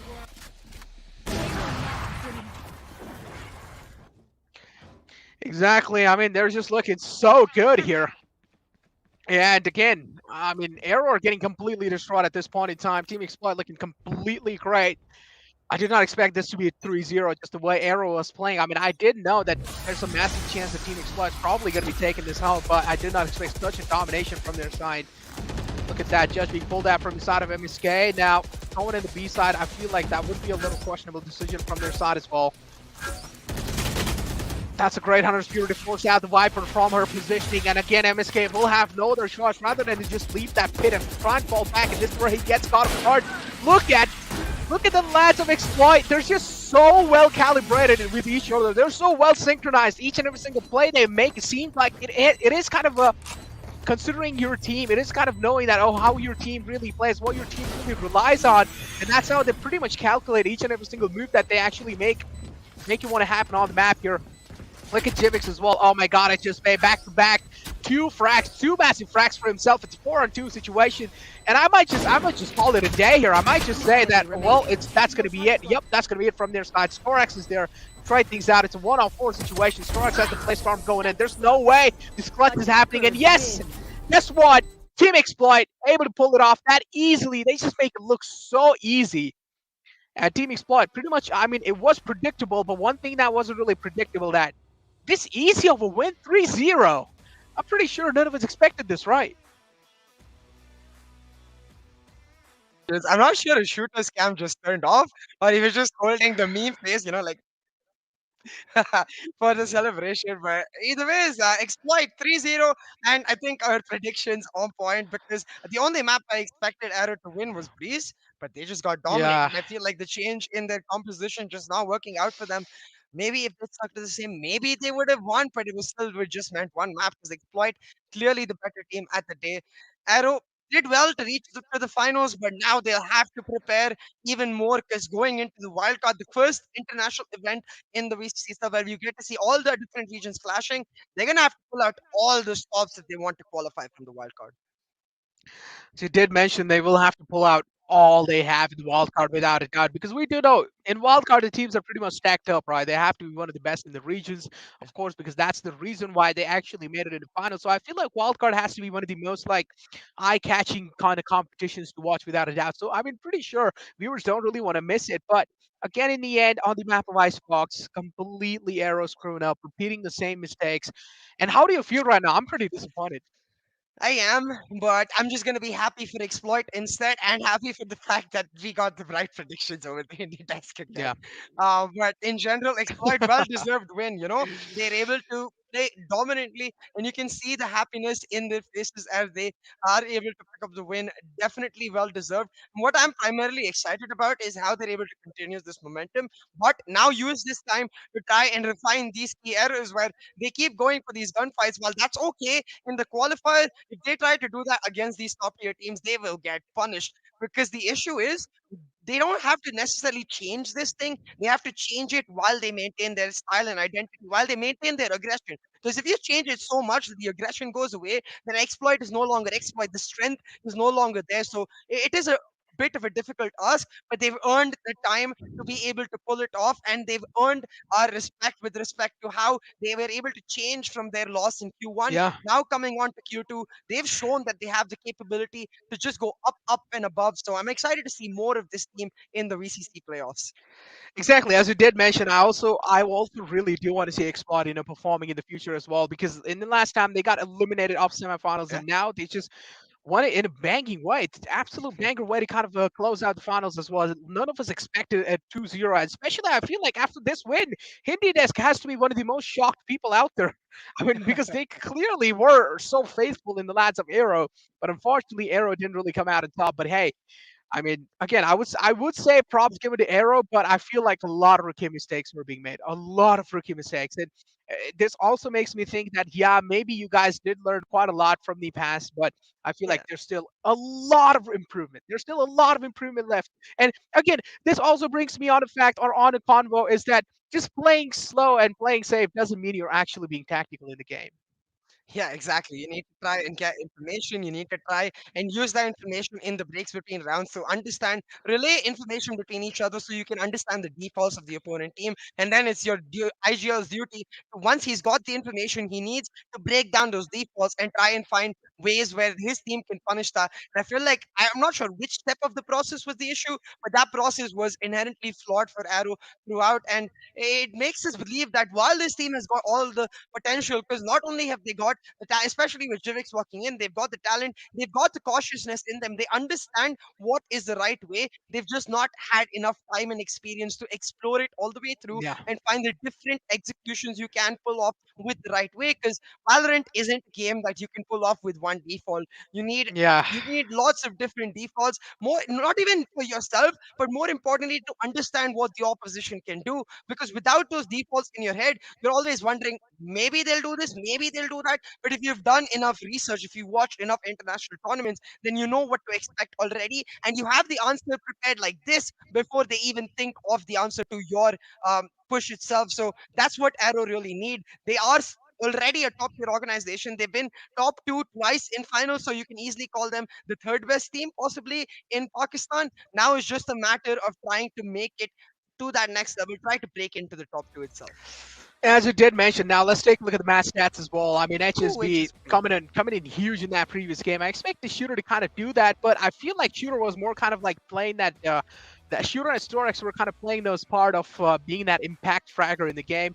They had some impactful rounds, and they were also the one to kind of save their team. On the other hand, Team Arrow, I mean, not really that great of a stats. You can clearly see MSK and Godchild this time. They were completely missing. Yeah, absolutely. MSK and Gottschall not having the greatest game. And for me, Gottschall is the bigger disappointment because I wanted to see that battle stage come online. Because when he plays Arena, he's so confident with the way he approaches the map. He's always looking for aggressive peaks. And he can do the same thing with the stage. It is a different form of execution, but it's the same concept where the idea is you go for the peaks, you win the fights, and then you have the heal for yourself to set up, or you have the utility to slow them down where you would put a lure in front of your face if you were getting pushed through. You now put a wall or a flow orb in front of you to make sure you don't get aggressively pushed through. The same idea of conception, but instead it doesn't actually end up translating through that. So let's see, maybe at this point, Arrow will learn to come better and come through stronger in the wild card. Because I do have to give them one thing that went against them is the fact they had a new team in general. Yeah. Civic stepped in instead of Batsab. It is hard to try and find the right synergy within a matter of such less time. So now, because they have one whole week to set up for the wild card, and they've got all of this experience from qualifier too, maybe they'll just come out like a diamond through the experience. But yeah, again, as you did mention, Jivix was the main kind of lad who kind of came in new here. I mean, replacing Butsop there. But I still feel like Jivix did quite a great job, filling Yeah, in that void there. I mean, he was the one who was also making some insane plays happen. So I wouldn't really say Jivix was kind of the main, kind of the missing link here for the team. I really feel like in general, just the team was off. It just seemed really off.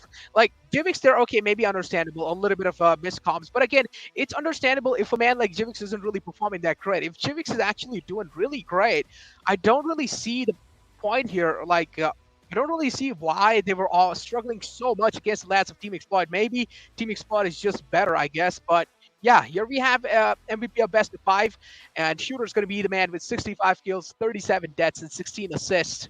Well, wow.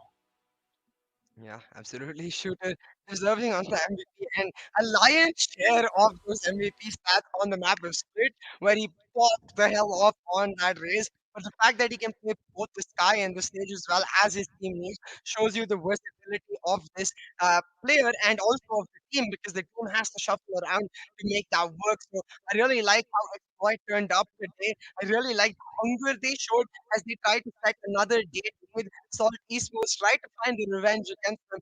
But while they do that, set a date now with every other team that has qualified. So it's going to be Exploits saw moving on to the VCC playoffs, getting themselves ready for that main event. Look at this HSP versus Jivik. I love this. It's exact same kills, exact same death, but it's actually Initiator versus Duelist. Yeah, exactly. I mean, HSB pretty much is a flexible man, so we do expect Yeah. this. And look at the stats as well. I mean, 76 kills, 60 at deaths, 60 at deaths on the both the sides. 246 on the other hand, average combat score a little higher on the side of HSB. First bloods of 7. Yeah, I mean, Jivik's pretty much that's what his job is. You know, he needs to be at the first in the team to actually get those first bloods. But econ rating a little bit higher on the side of Jivik there. Yeah, I will say Jivik did his job phenomenally Yeah, throughout the yeah. entire qualifiers. I think it's just a matter of the team starting to understand what Jivik can do Yeah. more as a player and trying to enable him. That's where they looked at their strongest in the semifinals when they were facilitating Jivik's aggression and getting him into these pretty nice places. But then he could pull off some nutty plays and get them around. That's the form of tacticality I feel like Arrow was strong at the start itself. Being proactive and taking the fight to their opponents is what they're good at. They just need to do it in a manner where Jivix is comfortable because throughout this map, it felt like Jivix was slotting in where they needed and not vice versa. They need to play around Jivix and not vice versa because if he's going to play that full duelist again and again, then he needs the resources to pull it off. And given the fact that he's a newer player on the team, I can't expect him to call for those resources. The team has to go forward and give it to him. They need to be pondering with him, hey, what else can you do here? What else can we give you? How differently can we play? Hey, maybe post point meta isn't our way of playing Icebox. Maybe we need Godchild on Arena to try and take some pressure off of Phoenix. These are the questions Arrow needs to answer next. Yeah, these are the questions without a doubt. I mean, they need to answer. And well, I mean, the thing is, like, one thing I really wanted to kind of point out here is that shooter. I mean, he played a massive role without a doubt on this in this squad of team exploit, and he had his pop off moments somewhere down line sometimes, you know, in the future as well. But one thing I really did wanted to know is that in the top 5 players, right? Here you have the lads of, I mean, shooter again with 99 kills in total. I mean, throughout the kind of series here, and then he had 70 deaths in total, and then 30 assists with first bloods of 20. And he has to be on the first page here, right? Since the semifinal here till the final, Shooter has been consistent, and we had a long kind of debate about how consistency can help you out win those games. Yeah, exactly. Shooter has been this consistent, even in Q1 itself. So I love the fact that he's just carrying on through, has the most number of first bloods as well. So it doesn't matter if what agent he's playing, he's gonna look for those fights and he's gonna win them every single time. Other than him, 8 Axe, the some team perfectionist, they didn't make it, but definitely a player to watch out in HSB. I feel like enough cannot be said. Initiator or duelist or whatever the hell he likes to play, he does it with style and finesse always confident in his game. He's always confident in his approach to the game, and that confidence really shows in his stats. Yeah, exactly. That confidence, without a doubt, it really does show in his stats. And again, I mean, I feel like Arrow is full of confidence. Let's be honest, the entire squad of Arrow is full of confidence the way they were taking those dry peaks, but I feel like a little too overconfident there, guys. Maybe you guys will need to tune it down and rely a little bit more on your utilities to actually take those peaks because they are there for a reason.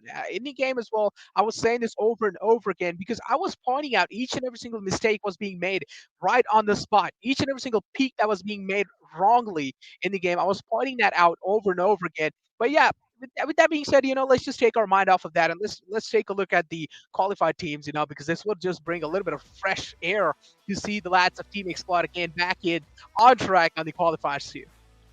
So as we get so close to the VCC Grand Final Playoffs, it's going to be Velocity Gaming, Salt Esports, Gumru Gaming, Crash Landing, and New Exili Esports, and now joining their ranks, Team Exploit Storm getting ready for the VCC Grand Final Playoffs. We have two more teams left, one more regional qualifier, the India qualifier coming soon, and then the wild card, which means we're almost at VCC playoffs. I can't wait. Yeah, exactly same. I mean, I really can't wait. Yeah, I mean, grand final playoffs, I feel like without a doubt they're going to be one of the best. But before that, it's going to be wild card as well. So I feel like the final two competitions, without a doubt, have to be one of the best out there. And the viewers, they should not miss them. They should definitely not miss them because I mean, it's going to be action-packed, and even I feel like same goes with India qualifiers too as well, right? That are probably going to be upcoming. I do have my eyes out for them as well. Yeah, in the wild card especially, I'm going to be having my eyes locked in and loaded because imagine the action that we're going to be getting to see from each and every single region. They have their kind of team inside the wild card region, and then at the semifinals and final, it would be quite interesting to see which team actually do final out. Yeah, exactly. I'm excited to see from the wildcard, especially which region ends up taking that extra slot Mhm. for themselves and proves that they are deserving of more potentially in the next iteration of the VCC. You never know. But for now, it is going to be Team Exploit Storm being your winners 3-0, triumphant as ever, really showing their drive. I think that Yeah. was the especially important point because HSB wasn't available to them in the Mhm. qualifier one. He was registered, I believe, but he wasn't playing. And because of that, now you can see the difference in the team. HSB has come in, really showing Yeah. up for his team, not just in the initiator role, the consistency we expect, but also able to bring his own flavor, his own spice and consistency with it. But I do believe we've got an interview lined up for you guys with the winners. It's going to be the captain, the IGL of the side of XY Storm. Let's hear from Storax. Storax, congratulations on that win. How are you feeling? Thank you. I'm feeling great. First qualifier में कहता है things didn't go our Yeah. way. We were using a stand-in, लेकिन इस qualifier में हमारी lineup वगैरह पूरी थी and we were confident कि हम लोग ये जीतेंगे. And final में 3-0 जीतने के बाद जो है मेरे ख्याल से आप लोग देख सकते हैं कि हम लोग इस दफ़ा well prepared थे. स्टोरैक्स, एक मेरा सवाल रहेगा, स्प्लिट पे भी ये हुआ, आइस बॉक्स पे चलिए थोड़ा सा कम हुआ, बीच में आप लाइन से थोड़े से राउंड्स हार गए थे. What was going on? कि आप रीड करने की कोशिश कर रहे थे अपने ओपोनेंट्स को? एक्चुअली जब हम लोग वो राउंड्स हार रहे थे ना Yeah. तो हर प्लेयर जो है ना बहुत एक्साइटेड हो गया था और सब अपना इनपुट डालना चाह रहे थे कि हम लोग ये कर सकते हैं, हम लोग ये कर सकते हैं, हम लोग ये कर सकते हैं, ठीक है. और उसमें जो है ना हम लोगों ने फिर डिसाइड किया कि किस तरीके से गेम क्लोज करना पड़ेगा. बट इतना क्लोज मुझे नहीं लगता. There was like no point के जहाँ पे हम स्ट्रेस्ड आउट फील कर रहे थे या हम लोग बोल रहे थे कि गेम क्लोज गए थे, लेकिन I think we were in control the whole time. I mean definitely control तो आपकी तरफ से बेहतरीन नज़र आ रहा था. और मेरा एक और सवाल था, उसका आप जवाब दे ही चुके हैं कि बट फिर भी एक और बार फिर से जानना चाहूँगा कि जैसा आपने मेंशन किया क्वालिफायर 1 जो थे वहाँ पे सॉल्ट ई स्पोर्ट्स के अगेंस्ट जब आपका मैचअप हुआ था, एक स्टैंड इन के साथ आप खेल रहे थे, और अब HSB की जो वापसी हुई है, the strength of the team has grown. लेकिन अब ये थोड़ा एक ब्रॉडर क्वेश्चन हो जाता है क्योंकि आपको पता है प्लेऑफ्स में आपके साथ बाकी की टीम्स कौन सी हैं और सिर्फ 2 नाम और रह गए हैं. व्हाट डू यू थिंक, आपको जो लाइन अप है, do you feel how confident are you कि पूरा प्लेऑफ्स आप जीत के APAC लास्ट चांस तक बढ़ेंगे? कोशिश आई नो फॉर फैक्ट के अभी जो है प्लेऑफ्स में जाते हुए हमारा जो फोकस होगा वो किसी ना बांग्लादेशी टीम में होगा ना नेपाली टीम पे होगा. हमारा फोकस सिर्फ इंडियन टीम्स पे होगा और स्पेशली जो VLT हैं, ग्लोबल है. और मैं आपको एक कहता है इनसाइट वो सीक्रेट बताता हूँ कि वाइल्ड कार्ड का क्वालिफायर जो है सैमुराई स्पोर्ट्स जीतेगी इंडिया से, ठीक है. तो मैं बता रहा हूँ कि हम इन तीनों टीम्स की जो है ना प्रैक्टिस वगैरह इनके रीड वगैरह करेंगे and let's hope for the best. I mean काफ़ी एक अच्छा इनसाइड आपने दिया. लेट्स सी कि किस तरह का वाइल्ड कार्ड हमको देखने को मिलता है. But congratulations on this victory स्टोरैक्स. और आई नो आपके लिए अब प्रेप का टाइम हो गया होगा क्योंकि अब सीधा प्लेऑफ्स की तरफ आपकी नजरें रहेंगी. So once again thank you so much for giving us your time and congratulations on that one to you. Thank you for having me. I mean, I like this कि prep करना किसको है, main targets कौन है, like पहले से इन्होंने set किया कि these are the biggest threats. और ये काफ़ी important रहता है teams के लिए कि आपको पता होना चाहिए कौन सी teams जो हैं वो आपको सबसे ज़्यादा परेशान यहाँ पे कर सकती हैं. सबसे अच्छी चीज़ ये है कि अगर आप पहले से ही प्लान बना के रख रहे हो कि आपको इस तरीके का गेम स्टाइल फेस करने को मिलेगा उस सिचुएशन में, अगर आपका इस पर्टिकुलर टीम के साथ मैचअप होगा तो आप पहले से ही उनके अटैक्स है, उनके जो काउंटर जो स्टार्ट्स है उनको इजीली काउंटर स्टार्ट्स अपने काउंटर स्टार्ट लेके उनको इजीली डोमिनेट कर सकते चाहते हो. The important part is वो playoff के लिए तो बहुत ज़्यादा excited हो, but wild card अभी भी बाकी है. I mean वाइल्ड कार्ड के लिए हम भी एक्साइटेड हैं ना. यू गाइस एक्साइटेड क्योंकि एक इनसाइट हमको अचानक से मिल चुका है शोराक की तरफ से. लेकिन चलिए इसी के साथ पाकिस्तान अफगानिस्तान क्वालिफायर 2 खत्म हो चुके हैं. Ladies and gentleman, thank you so much for tuning in to NODWIN Gaming Valorant Conquerors Championship with grooming partners Gillette and digital publication partner Talk Esports. We're going to call it a night. Thank you so much for tuning in once again. We'll catch you on the other side. Bye-bye. I'm getting freaky. Yeah, I'ma bring the crazy. Get that freaky, freaky on. 신경 꺼보다 같이 freaky. Yeah, I'ma bring the crazy.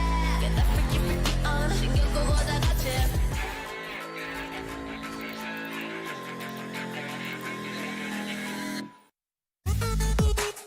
The power of steel.